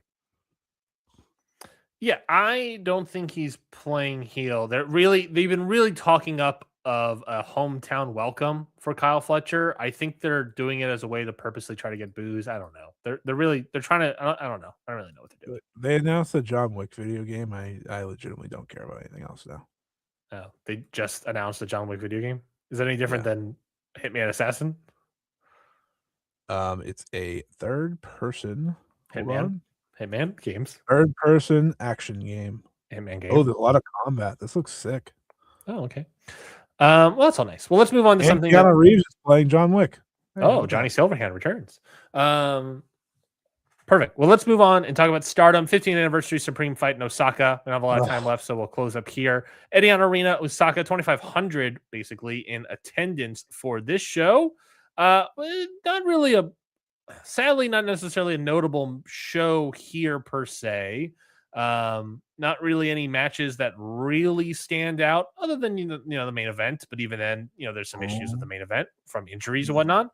The most notable takeaway from the show is a bunch of people got injured, so I don't really know too much to talk about. I could talk about the last three matches, the top three matches of the card, Scotty, but is there any sort of things to of note that you want to mention earlier in the show? I also watched I should say I watched the last three, but I also watched Rina versus Fuwachan and Maki Ito versus Aya Sakura. So outside of those things, any other opening stuff that you want to talk about here? Fuwachan and Rina are the good ones. Everyone else I don't want to watch. No, that's all I got. I have nothing on the other parts of the show. It was a show that happened for sure. For sure. I think this company is creatively broken. This is happening for a lot of people, and obviously I cover Stardom, so I don't have this choice. But a lot of people are kind of becoming very disinterested because every show is hate wins, and then we move on. Yep, it's every show, every single match. They haven't lost a title match since like April of last year or something. I saw someone say. Not great when they have the artist belts, the goddess belts, the wonder belt, and the World of Stardom title.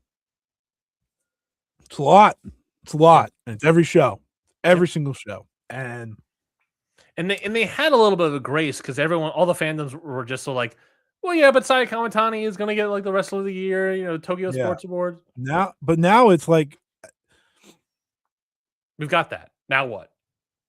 No, I can't tell you the last wrestler that left the Saya Kamitani feud better than they went into it. Can't tell you the last one.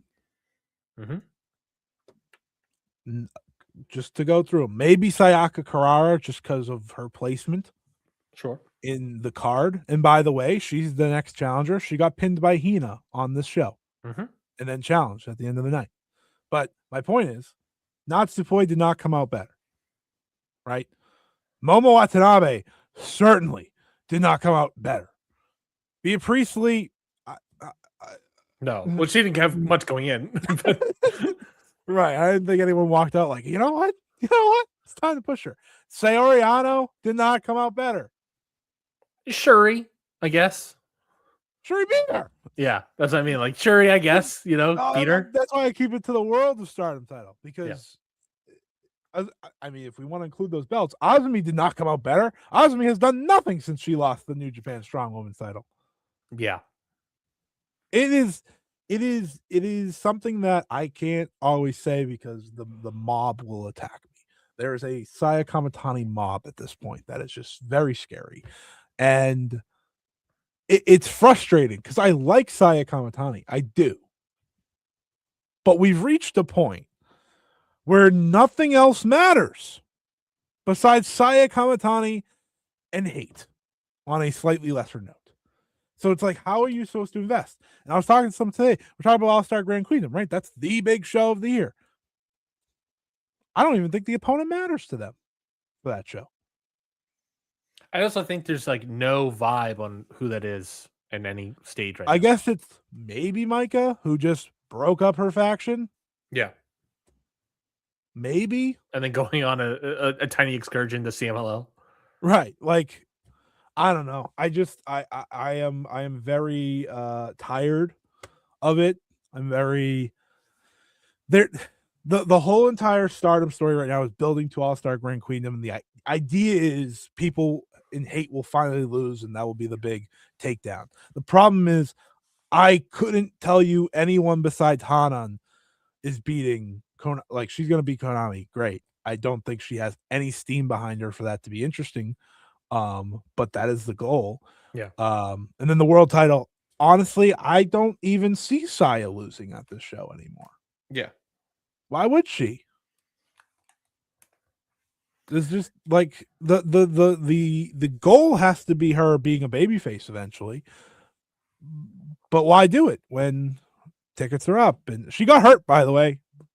Part of this, she is hurt. Yeah, it was a really solid match, and then it got like super paused because she seemingly broke 2 of her fingers. And then they wrestled an entirely different match after that. They went bananas. They went full like balls crazy spot, and it was awesome. I'm not taking that away from Tiger Driver, I think, off the top rope or whatever it was. Yeah, kid hit a Tiger Driver off the top rope. Saya kicked out because Saya kicks out of everything.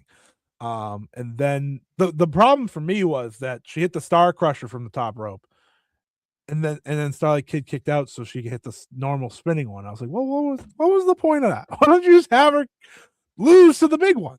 Yeah, I don't know. I am not like frustrated to the point where like I'm going to complain about it that much, but it's like to the point where it's like it's hard to care, you know? Yeah, I understand. That's a frustrating place to be as someone who covers this and tries to find positives out of it. At all times, there's positives I want to have, but the problem is nothing else matters right now. Yeah, nothing else, and it's been that way for months now. Yeah, it's just this sort of thing of like business is up. Why do anything else? And we've talked about it as like you can do that for so long, but there comes a time when you need to start building up people to get the next stage before things start turning around. And the business hasn't really turned around for Stardom, but there also is like no sense where we're building up to the next stage. Right. And so I wonder, I think to a certain degree, there are fans that feel that way. Yeah. Feel that similarity of like, all right, we got to end of the year and then it became a what's next, and there wasn't really much of an answer, and so now we're just sort of biding our time, I guess. I think to me, people accepted, okay, she's gonna win the whole thing, defend her until she wins the MVP, right? But now it's still the same thing. Yeah. So it's like, okay. Yeah, it's just frustrating. Yeah, that's all I got. That's all I got.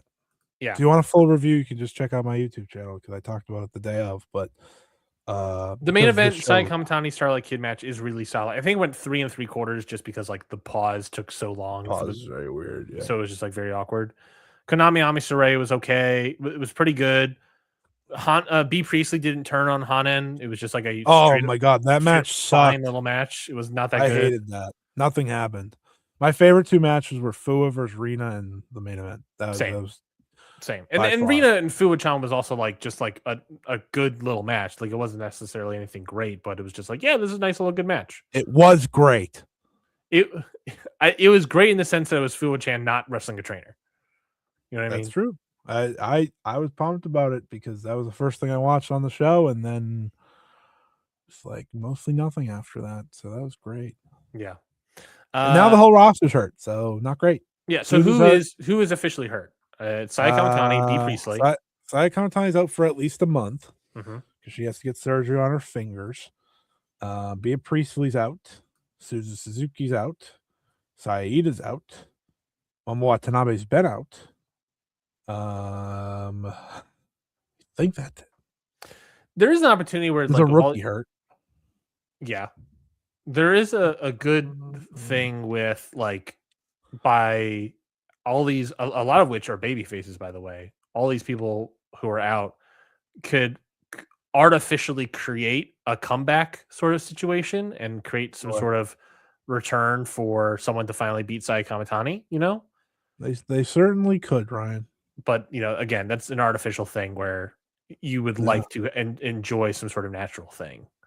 Natural booking that they would need to do. But look, they was Stardom business is really good, and I think you can argue promoter of the year for all that stuff for Stardom.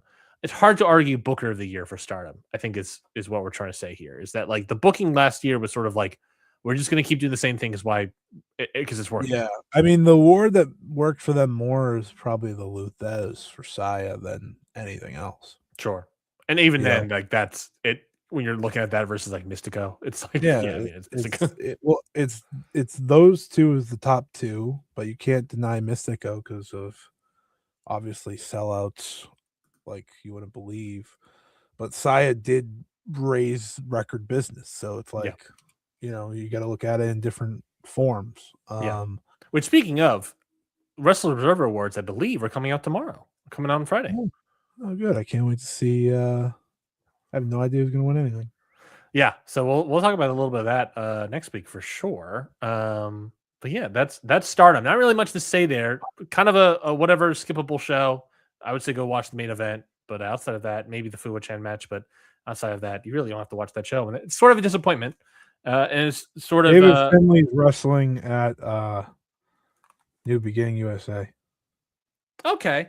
So maybe it could just be a goodbye to fighting Fred Rosser. So I have no idea what that means. Block the hate. They're also doing Kushida and El Desperado versus Jordan Oliver and Alec Price. What are we doing, dude? I mean, that's interesting, I guess. That's a GCW special if I've ever seen one. El Desperado being like, I want those GCW guys. If you told me that match happened in TNA a few years ago, I would have been like, yeah, probably. Yeah, no, that's fine little undercard stuff. I'm glad to see Fred Rosser on the card. Not wrestling Tom Lawler. That's fun. Where's my boys West Coast Wrecking Crew? They got nothing for them. Where's Diablo Roja? Where's Angel De Oro? Where my tag team champs at? Where are the tag champs? Where are my boys? Yeah. Well, that's interesting. We'll talk about all that later for sure. Where are my dogs for real? Thank you, everybody, for listening to this week's episode of Ring Post Radio. We greatly appreciate your listenership and your viewership. Scotty, closes up. Match of the week. I guess movie of the week is also a thing we've kind of been doing. And any plugs that you've been having? Yeah, anyone that showed up here to watch, listen to Movie Talk. Tough day to be you. Because we didn't give you any. We had to talk about stupid wrestling instead. Are you going to see any movies this Valentine's Day weekend? There's like a billion movies that are coming out this weekend. I have multiple planned. Thank you for asking. I will give you that plan in a second. YouTube.com/@ScottyWrestling. I'll have a video up sometime tomorrow. Just about random stuff because there wasn't much going on. Like I said, a full Supreme fight review. If you want to hear more of my thoughts about things going on in Stardom, what the fuck is next? I think that was kind of the big point of that review.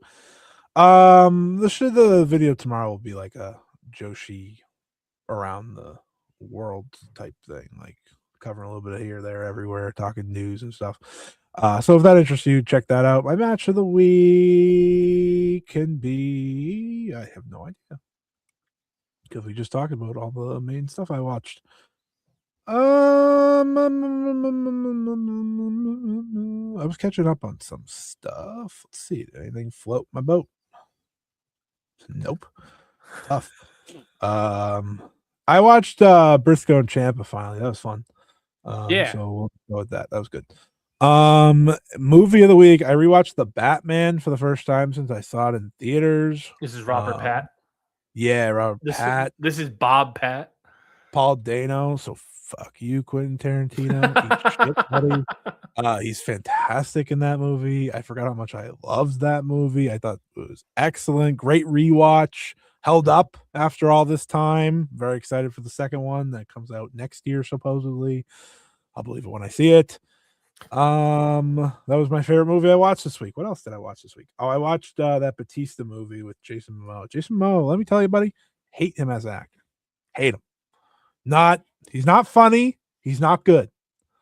I also watched Pitch Perfect because I don't know why I ended up watching Pitch Perfect. Well, you had to learn the Cup song, if I'm not mistaken.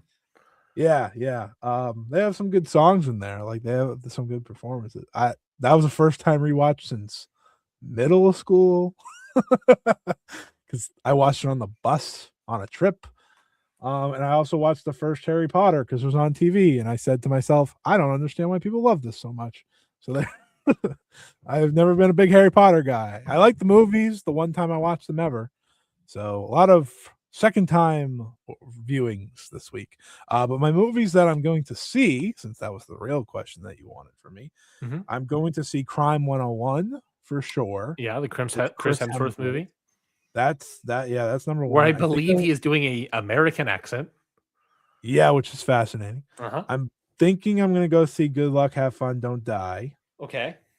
I might see Wuthering Heights. I am switching in and out on this as the week goes on. But I will definitely, I think, see those two at least. And we'll see how else goes. I think that's probably it though. Well, there we go, folks. My movie of the week that I watched with my wife. Last week we watched Sentimental Value. We're going through some Oscar nominated movies. Oh, yeah, what's the latest? There's only one more Best Picture nom, but it wasn't working on the streamer that we're using. No, we did not see Secret Agent yet. That's the only one we have. Only Best Picture I haven't seen yet. So instead, we watched some actor nominated films, performances, and I and my wife watched If I Had Legs, I'd Kick You. Sad, depressing movie. Felt like a Lynn Ramsey movie is what it felt like.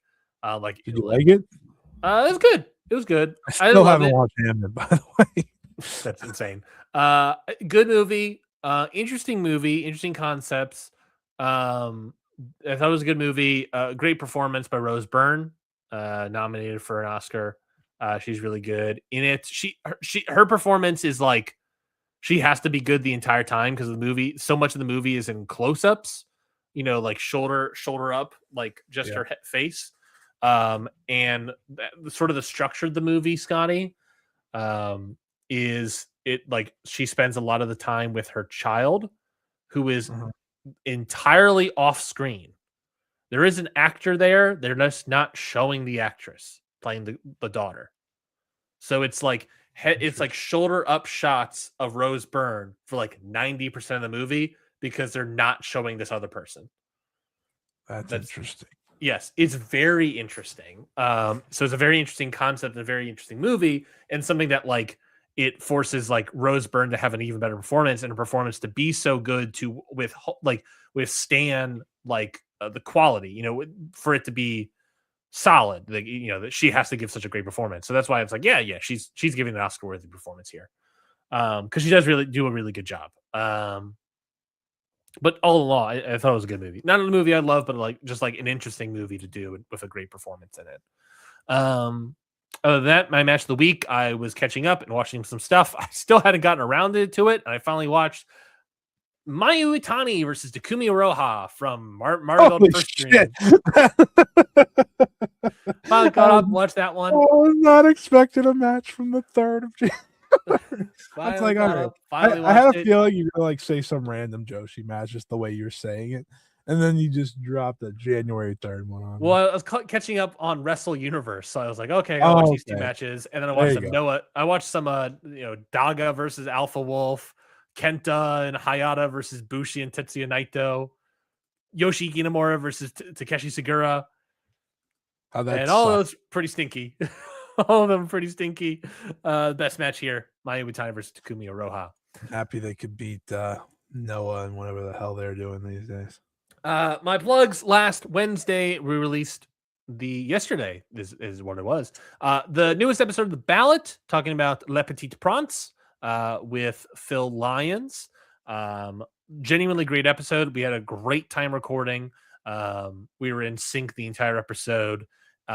You'll learn a lot about a extremely phenomenal wrestler. The thing that really is ultimately the case of Le Petit Prince that we go into so much on that episode, Scotty, is the fact that saying that guy's name. It's fun to say especially when Phil Lyons told me the French way to say it, which is Le Petit Prince, and that makes it really fun. But this is a guy that is like, when people talk about his wrestling ability, they immediately compare him to Tiger Mask, the Sayama first Tiger Mask. They also compare him to like a Liger or Rey Mysterio. So you're talking about like a guy that is like extremely great wrestler. And what I find fascinating, which I brought up in the show, is that what I think is interesting about Le Petit Prince is He's a great wrestler and compared to all these other guys who are great in the sense that they're obviously inspired by Lucha Libre wrestling. Rey Mysterio, very obviously, Liger and Tiger Mask both did tours and excursions in Mexico. Prince never left France. If anything, he never really left continental Europe. This guy developed a style that was similar to Tiger Mask and Sayama, a similar style to what lives on today in the 60s by himself. And I think that is insane. There's also so many other stuff like his wrestling on Andre the Giant's first TV match. Why he never sort of left continental Europe. A lot of stuff we'll get into. Learn more about French catch wrestling and the history of French wrestling. A great episode. You're going to learn a lot, and that's where the ballot really provides for you. So go check out the ballot with Phil Lyons, great guest. That is it for this week's episode of Ring Post Radio. We'll be back. We're going to be back on Tuesday. Unless something tragic happens, we're going to be back on Tuesday. We're going to be talking about Fantastica Mania. We're going to talk about the Wrestling Observer Awards that presumably are coming out on Friday, is what I heard. Reviewing Grand Slam Australia and what else happens in the world of professional wrestling. If you like us, subscribe to the show, rate and review wherever podcasts are found. Subscribe to the YouTube channel. And, of course, follow us on social media if you dare. Have a good night, everybody. And, of course, it's super late, but whenever you're listening to this, enjoy your Taco Bell.